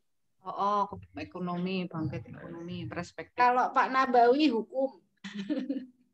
Nah, oh iya, Nabawi mana Nabawi ini? Edi, Pak Edi mau. Pak Edi. Pak Edi ada itu Pak Edi masih ada. Pak Edi ada ini. Ngerna nguri-uri basa Jawa. Jeng Erna ki nganu lho ya, pendidikan anak. Kelihatan ya? Bu RW kena COVID. Didoain. Oh iya. Ya itu kemarin kan kita itu mau ngangkat tema tentang COVID. Soalnya saya juga pernah awal-awal COVID itu saya pernah kena seminggu itu. Saya mau cerita pengalaman juga sih. Ternyata ada peristiwa Isra Mi'raj, akhirnya ganti tema. Itu burung apa itu? Itu Viewmax itu ternyata burung. Burungnya sopo. Ambak sing pengalaman COVID kuwi do ditulis. Biyen jare arep nulis kae lho. Aku wis nulis nang blog lho. Yang lain kalau nulis tinggal digabung-gabung sebenarnya. Jadi itu Bu Mama Rahma itu ngambil vaksin bisa nggak di Indonesia kalau sudah kena COVID? Kalau sementara belum menjadi sasaran dulu. Kalau sama. Ini di KBRI yang belum dapat COVID, belum dapat vaksin saya ini sama teman-temannya, iya pernah positif. Iya. Yang pernah positif karena katanya kalau positif itu membentuk antibodi. Jadi kalau dikasih vaksin nggak ada gunanya. Tapi antibodi itu 3 bulan loh Pak. Iya, maksudnya nggak prioritas. Kalaupun dikasih katanya cuma sekali. Iya, memang yang prioritas sih yang komorbid itu Bu Bidan harus mantuk-mantuk.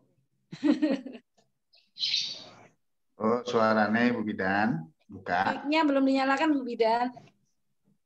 Niku Bu Bidan dikasih pencerahan nek ora vaksin piye? Nek vaksin kalau yang kalau yang sudah pernah positif kan memang sudah timbul kekebalan sendiri di dalam tubuh. Itu kan nanti 3 bulan diobservasi. Sedangkan kalau yang komorbid itu memang ada screening lagi ya. Termasuk saya, tapi saya kemarin bisa dapat. Insya Allah tanggal 16 saya 1 kali lagi. Ya wis semangat wae sing wis terbentuk antibodi. Enggak apa-apa. Saya udah hampir setahun. Awal-awal COVID itu pernah dulu. Tapi nggak bisa dapat vaksin juga nih dokter. Pernah Karena memang itu kan ditujukan untuk yang nakes dulu sama yang garda depan dulu kan. Kalau untuk masyarakat umum memang nanti ada lagi nanti turunan-turunan. Itu di Indonesia Bu Bidan, mungkin kalau di Arab Saudi semuanya dikasih. Iya. Karena teman-teman saya yang baru datang ini pegawai KBRI yang baru datang sudah vaksin juga karena belum pernah positif, karena kalau yang positif memang nggak diprioritaskan. Berarti sama di Indonesia ya? Sama. Okay. Akan dikasih tapi nanti ya? Nanti setelah yang tanpa penyintas dan sebagainya itu sudah dapat, baru yang pernah menderita dan yang pernah komorbid itu baru yang akhir-akhir. Sekarang memang screeningnya kan berganti-ganti. Yang dulu, kalau yang sekarang memang yang hipertensi yang lebih dari 180/110 itu yang tidak dikasih. Untuk yang jantung, untuk yang gula dan sebagainya masih bisa di screening lagi. Untuk yang asma, asalkan dalam 1 minggu atau dalam 1 hari tidak ada kekambuhan dan tidak melakukan nebulizer penguapan itu bisa juga. Kalau habis vaksin ada yang kena positif masuk akal ya? Ada. Karena teman saya sendiri, teman satu ruang saya sendiri baru saja hari ini dapat vaksin 1 minggu dia positif juga. Itu karena mungkin kekebalannya juga baru menurun atau dia mungkin kontak erat dengan penderita yang tidak bergejala. Jadi bisa juga. Ya, banyak kayak kemarin kan Bupati Sleman Pak Sri Purnomo itu kan juga kayak gitu. Dia sehat, sudah dapat vaksin, seminggu setelah itu dia positif. Itu ada juga. Jadi belum tentu kita yang sudah mendapatkan terus tidak terpapar, itu tetap. Wah, ini hukumnya Cak Nun nih, hukum tidak tentu. Iya. Karena kita berusaha 99%, usaha 1%nya itu yang diberikan. Menurut informasinya setelah vaksin itu minimal terbentuk itu kan 14 hari ya. Jadi memang harus berhati-hati karena tahu saya. Ya, makanya kan memang setelah mendapatkan vaksin kita harus tetap jaga 5M ya. Memakai masker, mencuci tangan, menjaga jarak, mengurangi mobilitas, dan tetap harus 5M-nya yang kita perkuat, terutama menjaga daya tahan tubuh jangan sampai menurun. Kayak aku setiap hari nggak tahu siapa yang saya hadapi, ya harus benar-benar. Yang penting itu karena penularan kan dari airborne, jadi percikan ludah. Jadi memang kita harus menutup area hidung, mulut, tenggorok, harus betul-betul yang bagus. Kalau di kita masker itu memakainya yang benar masker dulu, baru kalau yang pakai jilbab baru jilbab. Jadi betul-betul yang menutup area hidung sampai dagu, menutup kalau kita tiup udara tidak menembus. Jadi kacamata tidak ada embunnya itu yang bagus. Tapi kalau masih ada embun-embun itu berarti kemungkinan aerosol yang dari luar menembus celah-celah pori-pori masker. Nah itu aja yang pokoknya yang kita kuatkan APD kita. Itu aja. Saya mau makannya yo sing berkualitas lah. Enggak banyak tapi yang berkualitas, protein, gizi, multivitaminnya itu udah insya Allah. Mohon doanya juga karena memang kita yang shift itu kan memerlukan energi ekstra karena malam harus melek, siang yo kadang nggak bisa istirahat seperti bapak-bapak semua sama ibu-ibu semua. Terus waktu-waktu ada telepon dan sebagainya. Terutama usia kita yang sudah balita baru 50 tahun itu udah rentan penyakit tuh ya. Pokoknya yang penting jaga stamina sendiri-sendiri. Monggo kalau tidak ada alergi protein hewani boleh. Wis rasa ndelokke nanti hasil laboratorium kaya apa lah. Sing penting awake dhewe iki merasa nyaman, sehat, bagus, enggak apa-apa. Karena memang nek wong usia balita itu bawah 50 tahun itu apa? Gorengan sithik TG-ne naik. Ora apa karbohidrat nasi sing akeh sithik gulane ya naik. Asin sithik karang nek ora asin ora enak kuwi ya potensine sing naik. Wes pokoknya sekarang yo sama dia aja lah. Penting istirahat, jaga jarak. Nah, ini Ceng yang saya kriteria yang masker yang standar sama olahraga untuk usia-usia kita yo. Wis sing piye sing anu? Oh, yo sing ringan-ringan saja, aja njuk ngegim kayak anak muda lah. Jalan pagi, ya aktivitas yang ringan-ringan aja 30 menit aja. Nyepeda njuk terus pirang puluh kilo ya. Aduh, ya jangan lah. Oh, wis menggeh-menggeh nek kayak kita wong aku aja naik turun tangga lantai 3 nek Pak Mutarom ya masih kuat lah lari. Nek kayak kita ya main jangan. bola. Dede wae jam 10. Aku tiap hari itu 1 jam jalan kaki. Tapi paling enggak 30 tiap menit minggu aja. main bola, tapi ya enggak Pokoknya ini sih enggak dipaksain. Yang penting berkeringat, apa ya? Jaga apa ya, detak jantungnya jangan sampai menggeh-menggeh juga ya. Supaya sih berkeringat, iso mlunturke lemak. Wes hindari makanan sing dingin banget. Yang penting tawar atau anget itu aja. Karena ya kita itu perlu daya tahan sing cukup lah. Masker sing apik sing kuwi to, sing sekali buang kuwi to, yang 4 jam kuwi ya. Masker daripada masker kain. Paling enggak masker itu tidak harus yang medis nggih. Masker kain aja yang 3 lapis itu juga sudah enggak apa-apa, yang enggak perlu langsung buang, dicuci boleh. Cuci boleh, nanti pemakaian 3 kali lah. Kalau di kita kan ada KN95. KN95 itu bisa dicuci ulang, itu nanti kita pemakaian 3 kali.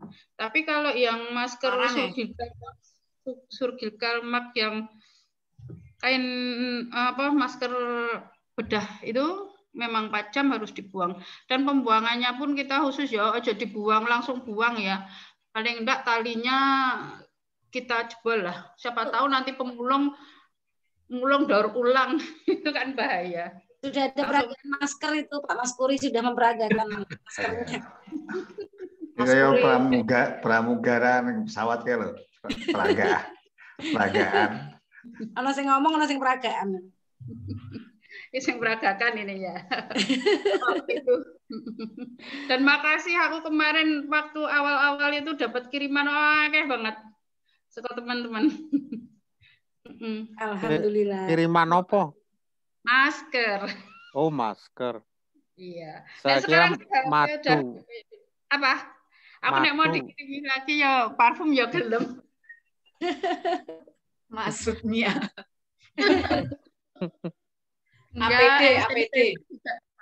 APD lah. Sekarang udah nggak kayak awal-awal itu nggak melambung tinggi. Sekarang harga udah normal. Murah-murah lah. Iya. Loh, yang standar, yang APD kan ada standarnya juga ya, Jamil. Ya ini sekarang paling gon lah, paling enggak kalau kita pelayanan. Nah, kalau yang di luar nakes kayak yang di kantor-kantor ya paling enggak pakai face shield ya, masker, face shield, hand sanitizer atau sabun cuci tangan wajib tersedia lah, handuk pribadi atau apa iki jenenge tisu apa ya? Nek sekarang kan tisu handuk itu ya yang bagus itu. Nek tisu yang biasa itu kan langsung menyerap air tersobek. Nek tisu handuk insya Allah 1 lembar pun bisa untuk mengeringkan tangan sampai siku. Tuh. Itu aja. Wah, aku manjuk ngelantur iki. Enggak apa-apa, terima kasih sekali Bu Bidan. Itu gimana kabarnya apa? Sehat kan itu meskipun positif siapa Bu RW? Oh, Bu RW. Sehat-sehat. Pemulihan. OTG ya? OTG ya? Oh, dia bergejala. Dia karena dia kan demam 10 hari dinyatakan periksa laborat Widal itu hasil pemeriksaan untuk tipesnya yang positif. Tapi waktu itu dia mengeluhnya kan ada batuk, demam, keluar dahak. Lah itu kan saya sarankan buat minum ini aja, jangan langsung antibiotik. Pokoknya multivitamin dulu, rehat. Nanti kalau nggak ada perbaikan periksa. Ternyata waktu periksa laboratnya itu untuk tipesnya yang positif. Tapi disarankan memang saya udah panjangan nek anu mbok rapid paling enggak rapid antibody dulu, tapi ternyata langsung untuk antigen lah, di antigen reaktif, terus di swab memang positif, terus isoman seluruh keluarga gitu ya. Tapi yang berat tipesnya ya? Saya nggak tahu nggih, kayaknya batuknya deh sama anunya, batuknya karena demamnya itu Ya kan perut ya yang dirasakan perut karena ada diare juga waktu itu. Tapi ini hari ini seharian malah belum WA-an aku. Biasanya tak WA aku priye saiki tapi tadi seharian lupa. Anteng seharian. Semoga yang membaiklah. Sudah berapa hari ya? Prosedurnya setiap hari ke sana sing mantau ya Jeng ya walaupun iso mantau. Iya. Isoman itu kan dari puskesmas ada yang memantau, gugus COVID kan sudah memantau seperti di tempatku setiap hari karena sekarang pemantauan itu per RT. Jadi nanti per RT itu ada pemantauan setiap hari. Kapan dia harus follow up, kapan dia harus kemudian kan dikeluarkan surat selesai isoman juga kan nanti dari puskesmas. Jadi ada pemantauan setempat wilayah Bu RW. Bu Bidan, ini ya. ada pertanyaan. Saya punya teman ini di Riyadh. Satu keluarga positif, tapi tinggal di satu rumah. Itu bagus atau sendiri-sendiri sebaiknya itu? Karena mereka positif semua, katanya udah ngumpul aja satu rumah. Itu gimana? Tapi sendiri-sendiri sebetulnya kalau kamar mandinya positif KB ceritanya. Ya, tapi OTG dia nggak ada gejala. Nggak ada keluhan. Ya, yang nggak apa-apa sih. Asalkan kamar sendiri, kemudian jaga jarak, kemudian setiap hari dibersihkan kamarnya sendiri-sendiri, kemudian paling enggak kamar mandi ya harus sendiri-sendiri. Kemudian kan untuk keperluan kan sudah ada yang menghandle ya mungkin dari keluarga yang lain. Itu nggak apa-apa. Kemudian yang penting ventilasi kan memang harus bagus nggih, ventilasi udara, jendela setiap hari harus dibuka waktu pagi biar ada sirkulasi udara. Kemudian kalau bisa ya memang paling enggak jam 8 sampai jam 10 itu harus terkena sinar matahari. Nggak apa-apa kalau memang sudah satu keluarga, tapi usahakan jangan sampai warga yang lain atau tetangga juga kontak langsung ya. Nggak apa-apa seperti Sugeng Rawo Pak Ait lagi masuk dagang makin malam. Nggak apa-apa karena memang di sini nggak apa-apa ya. Kalau bergejala lah, kecuali kalau bergejala nanti yang bergejala itu kayak dipisah. Kemarin harus ke shelter ya, dipisah atau nanti perawatan ke tenaga kesehatan atau di rumah sakit nggih. Kalau yang Bantul itu shelter itu untuk yang OTG. Kalau Bantul. Ya. Tapi kalau yang sudah bergejala di rumah sakit. Di rumah sakit ya sama seperti di tempat kami juga kayak begitu. Nggih. Karena ternyata tempat kami kemarin malah yang menulari itu pasien dengan HD. HD itu pasien yang menjalani cuci darah. Okay. Kan dia enggak opnam ya, kalau cuci darah itu kan di rumah sakit 6 jam cuci darah terus boleh pulang. Lah itu kemungkinan dia kontak dalam perjalanan, lah itu menulari keluarga yang lain. Tapi juga dia isolasi mandiri di rumah juga karena dia tidak bergejala walaupun dia penderita komorbid. Dan semua keperluan memang disuplai dari tetangga nggih. Tetangga kemudian pantauan dari puskesmas, nanti vitamin multivitamin dari puskesmas gitu. Kalau yang sehat-sehat memang nggak apa-apa asalkan pokoknya jangan sampai kontak dengan yang sehat gitu. Kalau memang sudah dinyatakan positif dari rapidnya antigen ya, saya kemudian swab positif harus isolasi mandiri. Kayak Bunur 10 hari ya? Aku bukan isolasi mandiri loh ya, waktu itu sudah karantina. Di rumah sakit 9 hari. Sebelumnya isolasi mandiri. Waktu ribut-ribut itu aku nyok kepri itu memang udah di rumah ya? Oh enggak, malah sebelumnya apa ya, aku lali. Pokoknya aku di rumah sakit tuh malah awal sholat benteng. Gus Kuri kuwi Al-Mukarram iki meneng-meneng mendampingi wong sepuh-sepuh nang anu kuwi enggak tanpa keluhan betul. Al-Mukarram Mas Kuri. Pengalamannya. Al-Minggiri. Alhamdulillah aku Bu Bedan aku udah vaksin 1 kali. Tanggal 23 nanti alhamdulillah. Ning ora semaput to, Pak? Ora kayak aku gambar tak nggo profil kae kan. Sedurunge dadi aku sampai 3 kali datang ke puskesmas. Pertama aku datang tensiku 170/104.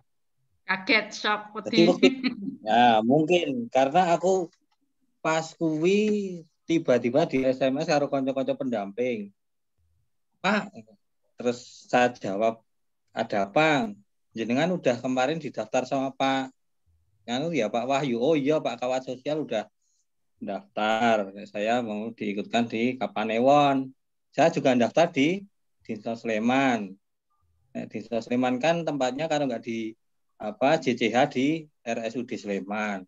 Akhirnya saya nanti saya yang dulu paling awal manggil saya ikuti. Akhirnya aku ikut yang ke puskesmas. Di puskesmas datang pertama waktu itu aku dari sekolahan terus ke puskesmas. Aku langsung cek tensi 170/110. Tunggu setengah jam dulu Pak. Setengah jam tak tunggu medung 10. 160/102. Udah tunggu beberapa hari nanti kalau udah stabil baru ke sini. Akhirnya aku ikut jadwal hari Senin. Senin datang gagal lagi karena waktu itu saya terakhir tinggal 4 orang. Aku terus ada lagi Bu Carik. Udah maghrib ya. Satu kelurahan. Kemudian Bu staf keuangan sama stafnya. Itu 4 orang. Kelanggung toh, karena 4 orang harus membuang jatah untuk 6 orang. Akhirnya yang 4 orang ini ngalah riyen nggih Pak, sesuk mriki melih ya wis enggak apa-apa. Sunah geneping 3 aku le nang puskesmas. Akhirnya saya hari yang ketiga kalinya alhamdulillah akhirnya sudah tinjus. Itu berarti alhamdulillah udah satu tahap. Nanti tanggal 23 saya tahap kedua. Begitu ceritanya Siti terkait dengan perjalanan vaksinasi di Sleman. Kota malah belum itu yang siap. Berarti hebat itu. Berarti jarak antara vaksin 1 ke 2 berapa lama itu? Enggak sampai bulan. Masih tanggal 23. Iya. Di sini 3 bulan. Oh, 3 bulan. Iya, di Arab Saudi. Indonesia termasuk cepat kalau kayak gitu. 2 minggu kita. 2 minggu ya, 14 hari.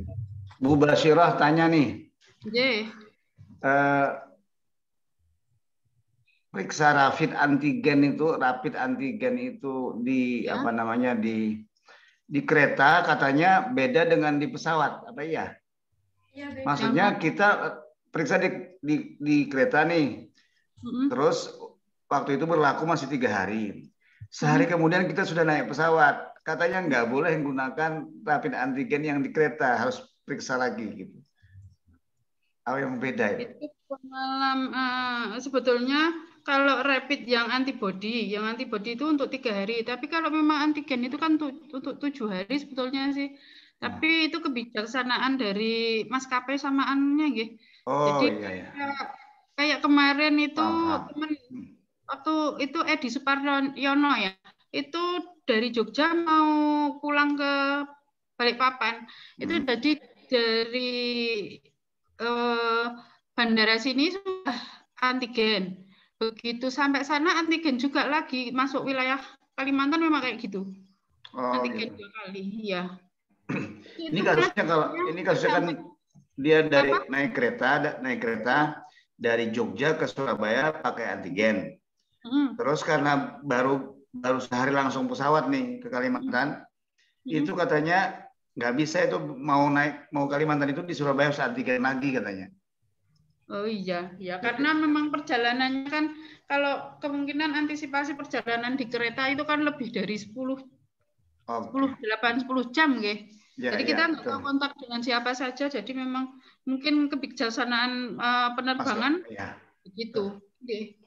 Karena memang waktu itu Edi Suparyono itu belum ada 3 hari, baru 2 kali 24 jam 2 hari. Itu masuk Kalimantan juga langsung Ya. ulang lagi. Jadi Siap. jalan daerah juga maskapai juga sama kereta beda-beda mungkin.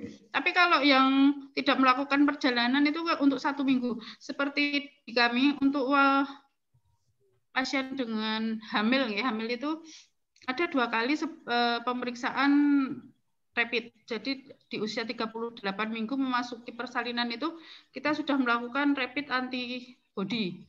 Nanti kalau 1 minggu setelahnya sudah memasuki persalinan, kita lakukan lagi rapid antibody gitu. Dari matur nuwun.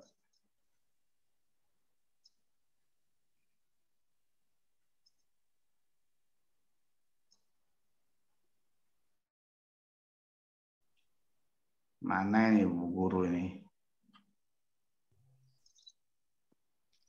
Bagaimana? Jeng Erna urung ana suarane, Jeng.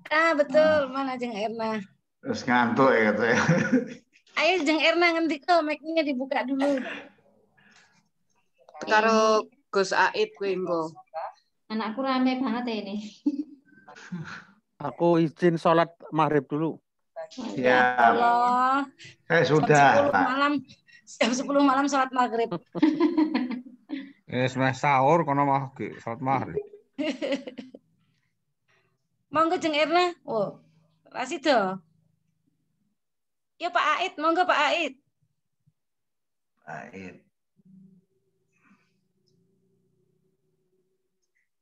Wah, ditinggalkan duren nih Pak. Kang SC penerbangan ke Mesir buka ya? Ke Mesir buka. Mesir itu. Ke Mesir buka. Mau ke sana? Paling yang anak-anak yang mau masuk ma'had itu nggak tahu juga. Oh, mana sebagian udah pada berangkat kok itu anak-anak. Iya.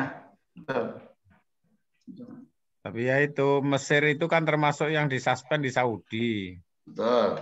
Artinya harus diwaspadai juga situasi-situasi kritisnya di sana itu. Mungkin karena mirip-mirip Indonesia ya, jadi boleh ya. Iya.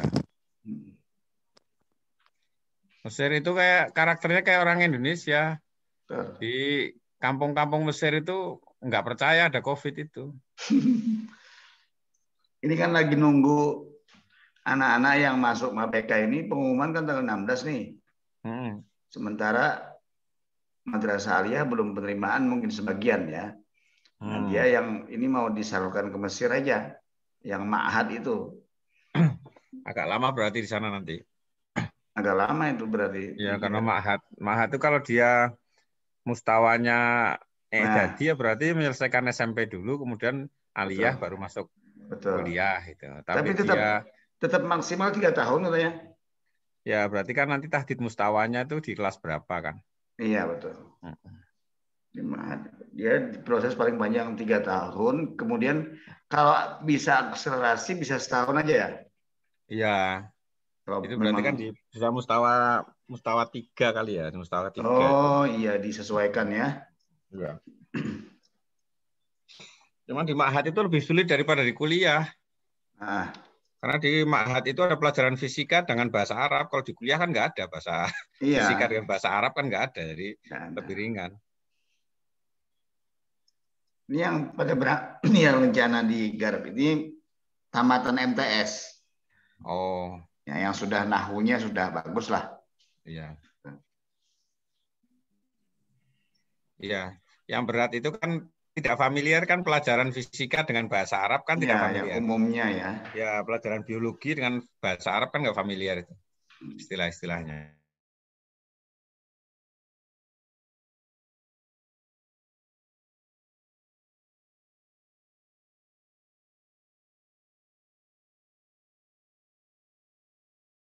Mungkin sudah muncul kameranya? Nah, bisa. Waalaikumsalam. Waalaikumsalam warahmatullahi wabarakatuh. Ya, ngomong pandemi ya, yang belum selesai-selesai nih. Semakin kesini semakin apa ini? Gak selesai-selesai ininya. Jadi kami juga terganggu mulai ada PPKM, mulai ada PPKM mikro, apa itu namanya itu. Jadi kegiatan kami ke Nusa Kambangan pun harus rapid antigen terus. Irungnya sampai loro berkali-kali di rapid. Tapi alhamdulillah selalu negatif. Kalau yang di dalam malah aman, yang di penjara-penjara itu. Yang nong lapas wi aman ya Pak ya? Aman karena terisolasi, nggak ada kasus satupun yang kena itu. Cuma yang dari luar masuk ke dalam yang susah. Mungkin bedanya itu. Kemudian di lingkungan kami juga ya memang nyata, jadi sering terjadi masyarakat tadi di bawah udah nggak ngandel, udah nggak ngandel ada corona gitu. Tapi juga ada yang ngandel tapi dianggap kayak flu biasa. Kampungku itu sedukuh itu namanya itu, hampir semuanya pernah merasakan tidak membaui dan merasa. Tapi kan orang kampung dibawa ke sawah biasa, ngakunya setelah selesai itu. Ngakunya semuanya. Jadi ada kasus-kasus berat yang memang faktanya berat, bercerita tentang bagaimana sakitnya kena corona, tapi ada juga yang OTG itu yang akhirnya jadi nyepelain corona. Tapi apapun ini harus disikapi tidak terlalu serius, tapi juga serius gitu kalau menurut saya. Karena kegiatan juga macet cepet, kegiatan keseluruhan. Mungkin itu aja barangkali pengalaman lapangan sama lah corona ini. Terutama semua rindu pada ke Mekah ini. APHNU itu yang tiap tahun mengangkat 800 jamaah, sekarang macet. Umroh yang tiap bulan memberangkatkan beberapa kali juga macet.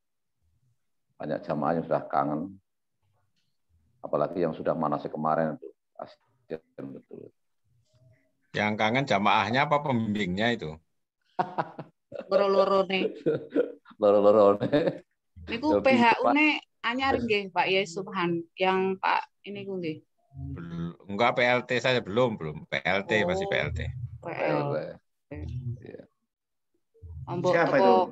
Pak Nizar? Jadi Khairizi.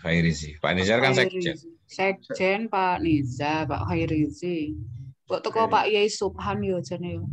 Ya, sebagai Subhan, Kasubdit pemahaman keagamaan itu yang meninggal karena sakit apa itu kemarin? Oh, Pak Khazin. Khazin ya. Khazin itu hari Ahad itu mereka pada acara di Pekanbaru. Iya kan, Pekanbaru ya. Terus malamnya itu makan duren. Mungkin saking senengnya, saking enaknya. Terus habis makan duren itu terus pada ngopi kan. Waduh. Nah, terus pulang ke kamar. Itu pagi-pagi kan harusnya acara. Yeah. Sampai siang itu digedor-gedor nggak bangun-bangun. Terus akhirnya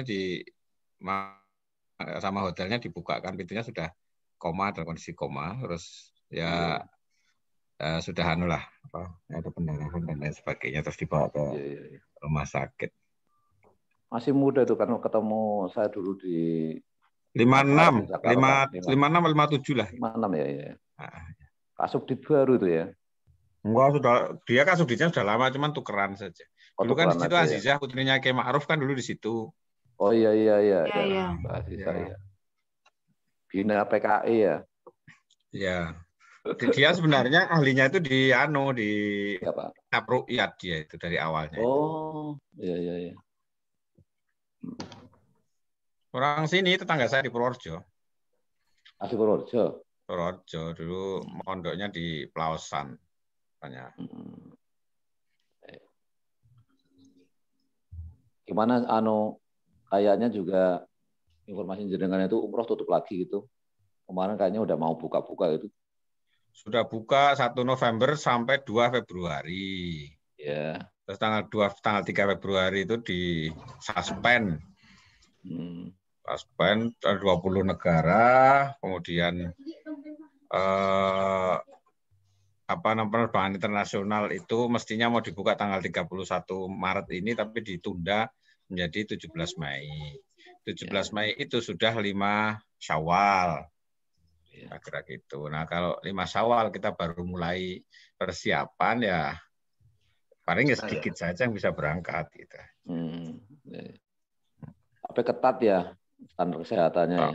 Sangat ketat. Kita kalau menghitung protokol kesehatan itu nggak mungkin itu terjadi pemberangkatan itu karena untuk physical distancing saja kita butuh kalau pesawat itu berarti 50%. 50% harus membiayai satu pesawat. Berarti kan akan ada kenaikan yang luar biasa. Iya. Kamar itu yang mestinya 4 orang hanya diisi 1 orang. Jadi mestinya kamar itu katakan 20.000 real ditanggung 4 orang. Nah, sekarang hanya sendiri gitu kan. 20.000 real itu sudah sama dengan 80 juta. Itu hanya untuk kamarnya saja 80 juta. Iya banget. Jadi susah ya. Ya kira-kira itulah kalau mitigasinya itu ya seperti itu. Belum nanti kita butuh karantinanya di sana ya. Ya itu belum kita nyiapkan karantinanya. Kan 1 kamar 1 orang itu. 1 orang asrama haji itu nggak ada yang muat dari Sabang sampai Merauke itu kita siapkan kalau 1 kamar 1 orang itu nggak ada yang muat. Belum masker itu kan yang masker klinis itu kan 4 jam ya. Jadi 1 orang itu butuh 6 masker per hari. Kalau kali 41 hari dikalikan sekian ribu orang itu kita butuh paling enggak 10 kontainer masker sendiri. Insya Allah. Bu Bidan nggak kebagian nanti itu ambil itu semua. Iya. Itu sebagian kecil saja lah mitigasinya. Yang lain ya masih banyak sekali. Jadi per orang itu biaya haji berapa ya? Enggak usah diomongkan lah nanti malah pada takut. Lah sekamare 80 juta itu njuk piye. Berarti kamar toh 300 juta lah. Ya kira-kira.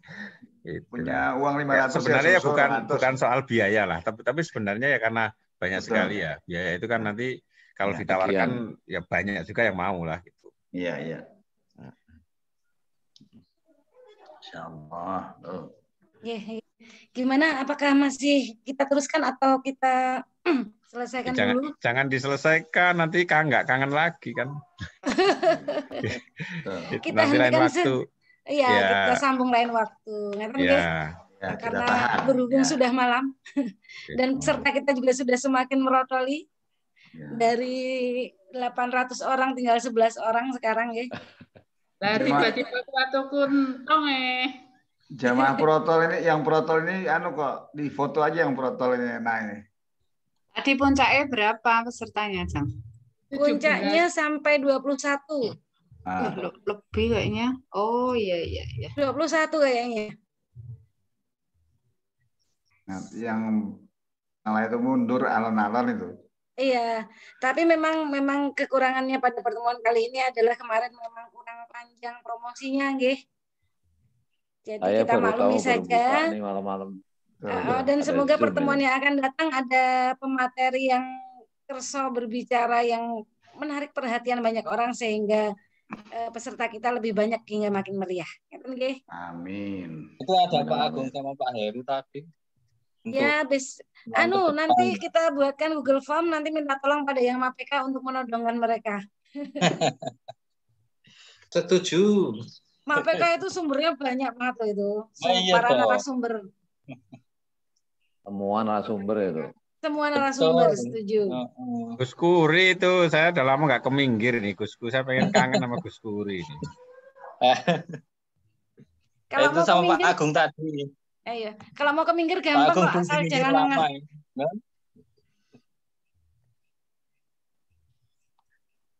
Jeng Azah mau ada apa lagi yang mau disampaikan Jeng Azah?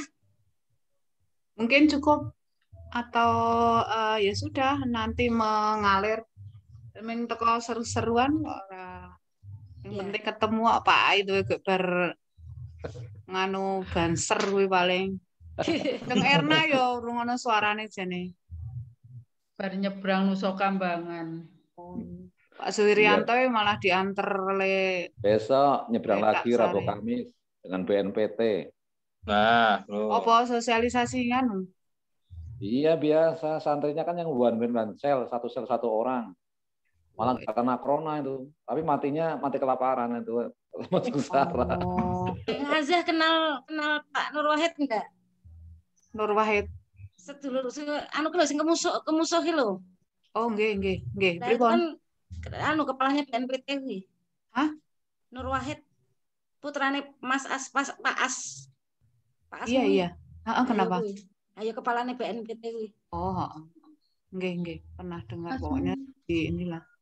Pak Kiai Tarom juga sudah salat maghrib. Pak Suhiryanto mungkin sudah di Pulau Kapuk ini. Aku sing terat Pak Tony juga ini mungkin lagi istirahat. Foto tok wi, tinggal nonton TV. Ayo. Pak Halabi juga selalu aktif. Malah ngelok ke aku ya tahun ini. Wih, foto wong tenan, obah-obah ngono kok foto. Sembarang. Terus menghilang deh. Nah, aku begitu gue lak ketok le ompong lak ketok nek wong tenan kudu foto. Iki mau mikir murep lho terus mati meneh iki. Arek ngomong angger ketemu ngene iki ana sing sampai angler. Nah, aku pertama mau angler ngenteni ono sing jedul. San saiki mah lho. Aku lagi aku tangi turu iki. Walah, pantes. Aku lagi baris kok ngene Mbah Buyo iki karo bocah-bocah keluarga. Iya. Wiji mulya, wijilan. Lah ngapa ora ngidul titik? Nen. Ora ngajak bareng nang kene nobar. Saiki balik aku ning Jatisrono. Saiki sing nang kono. Ya, besok malam balik ngetan kali. Lho padha-padha nang Westbrook wae ra petukan ki lor kidul. Dengar kayaknya kalau recordingnya nggak sempurna atau diramu aja di apa namanya review disimpulkan jur teko tulis nggo tondo nek wis berlangsung ngono jenengan ya. Tulis maksudnya secara tertulis apa rekaman? Ini kalau rekaman nggak support ini kadang ora sempurna ini wis teko di batal le recording le apa jenenge kan habis ini record itu misale aku tadi ngerekam pas Pak Tarom kok ada insyaallah. Ya udah nanti yang penting sedikit tapi ada. Ini ijo titip anak-anakku kuwi, anak wedokku ning Pandenaran, anak lanangku ning Rukem, Anur, Bantul. Sudah ke sana semua. Nggak boleh dijenguk. Anakku neng Krapiak aku ya ora oleh nemoni cepet. Sebelah kampung. Kuwi padha nang Bantul cerak. Sebelah kampung, Pak. Kelas berapa, Bu Guru? Krapiak kelas berapa? Kelas 10 kan padha anakmu, Pak. Kelas 10 apa? A, B, C? 10 IPS D. Oh, B. Anakku G. D. Hah? G juga anakku. D. Oh, D ya. Anak jenengan 10? 10. Kok 10 toh dia masih MTS kok. Oh, masih MTS 9. 9G. Oh, 9G, nggih. Bareng anaknya Mbak Nur Saidah Ali. Oh, si Bita. Ya. Oh, ya. Konco akrab jebule. Oh, alhamdulillah sambung. Nggih. Ini sudah semua teman-teman? Ya, sudah. Kalau sudah. Alhamdulillahirrahmanirrahim. Pertemuan malam hari ini meskipun dalam kondisi teman-teman yang hadir tidak banyak, tetapi semoga tetap pahalanya melimpah ruah untuk kita semuanya. Semoga manfaatnya juga kita rasakan betul-betul. Tadi materinya sangat-sangat bagus sekali, ditambah materi-materi tambahan. Ada kesehatan dari Bu Bidan dan yang lain-lain. Kita berharap pertemuan yang akan datang bisa lebih keren lagi. Nek bahasannya soal ya lebih ya Mbak Azah ya. Dan kemudian soal hot. Kita doakan juga agar kita semua senantiasa diberikan kesehatan. Yang sedang sakit semoga segera sehat sehingga bisa kembali beraktivitas seperti semula. Marilah acara pada malam hari ini kita akhiri. Silaturahmi tetap sambung terus. Mbak Alabi, Gus Subhan. Sinten ingkang berdoa. Gus, Mbak Bu RW ya kita anak. Iya, doakan Bu RW dan kita semua. Pak Halabi atau Pak Subhan? Kang SC aja, Kang SC. Pak Subhan? Halo Pak SC. Oh ya, masih. Monggo Pak. Aturan berdoa. Halabi aja lagi nanggung nih, lagi jagongi tamu. Oh, lagi jagongi tamu. Ya wes Pak Halabi. Monggo Pak Halabi. Hadirin Nabi Mustafa sallallahu alaihi wasallam wa ala alihi wa ashabihi wa azwajihi dzurriyyatihi wa ahli baitihi ajma'in. Syai'an lillahi lahumul Fatihah. A'udzu billahi minasyaitonir rajim. Bismillahirrahmanirrahim. Alhamdulillahi rabbil alamin. Ar-Rahmanir Rahim. Maliki yaumiddin. Iyyaka na'budu wa iyyaka nasta'in. Shiratal mustaqim. Shiratal ladzina an'amta 'alaihim ghairil maghdubi 'alaihim waladdallin. Bismillahirrahmanirrahim. Alhamdulillahi rabbil alamin. Allahumma shalli wa sallim wa barik ala sayyidina Muhammadil amin wa ala alihi wa sahbihi ajma'in. Allahumma anfa'na bima 'allamtana wa 'allimna alladhi yanfa'una. Rabbi zidna 'ilman. Walhamdulillahi ala kulli halin wa na'udzu billahi min hali ahlin nar. Allahumma shfi mardana warham mautana ya arhamar rahimin. Rabbana taqabbal minna innaka antas sami'ul alim wa tub 'alaina innaka antat tawwabur rahim. Waghfir lana wa liwalidina wa limasyayikhina wa li jami'il muslimin innaka ala kulli syai'in qadir. Allahumma barik lana fi auladina wa la tadurrahum wa waffiqhum li ta'atik warzuqna birrahum. Rabbana atina fid dunya hasanah wa fil akhirati hasanah wa qina azaban nar. Wa sallallahu ala sayyidina Muhammadin nabiyil ummi wa ala alihi wa sahbihi wa baraka wa sallam. Walhamdulillahi rabbil alamin. Al-Fatihah. Bismillahirrahmanirrahim. Iyyaka na'budu wa iyyaka nasta'in. Ihdinas siratal mustaqim. Siratal ladzina an'amta 'alaihim ghairil maghdubi 'alaihim waladdallin. Amin. Matur nuwun. Matur nuwun ndongake anak-anak lho Bu Nur yang di pesantren, yang kuliah, yang di mana. Amin. Semua orang yang ada di dunia ini memang sebaiknya kita doakan guys, karena memang pandemi itu menyerang siapa saja tanpa peduli siapapun dia tetap tenang gitu guys. Amin. Semoga corona segera hilang dan kemudian semoga yang mau tindak haji, yang mau umroh tetap bisa kembali berkesempatan untuk berangkat ke sana. Amin ya Rabbal Alamin. Baik teman-teman semua, terima kasih sudah membersamai hingga malam hari seperti ini. Sudah jam 22.18. Marilah kita akhiri, akan kita tutup oleh Mbak Azah nanti roomnya. Saya dalam membawakan acara jika ada kesalahan mohon dimaafkan. Wabillahi taufiq wal hidayah. Wassalamualaikum warahmatullahi wabarakatuh. Waalaikumsalam warahmatullahi wabarakatuh. Matur nuwun Gus Tarom. Matur nuwun sedaya. Jeng Erna, Pak Suhir, Pak Kuri, Pak Aid, Jeng Basiroh, Pak Halabi, Pak Tarom, Pak sapa meneh ketutupan. Tontowi dan Jumaroh. Tontowi Pak Subhan Khalid. Nggih. Monggo sugeng istirahat semua. Yang Pak Tarom sugeng apa Pak? Jalan-jalan. Makan pulang. Malam mingguan ya.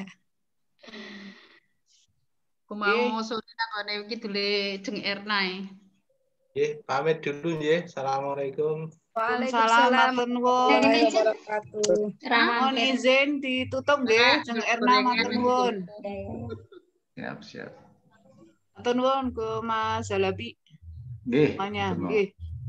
Gus Kuri, makasih. Assalamualaikum.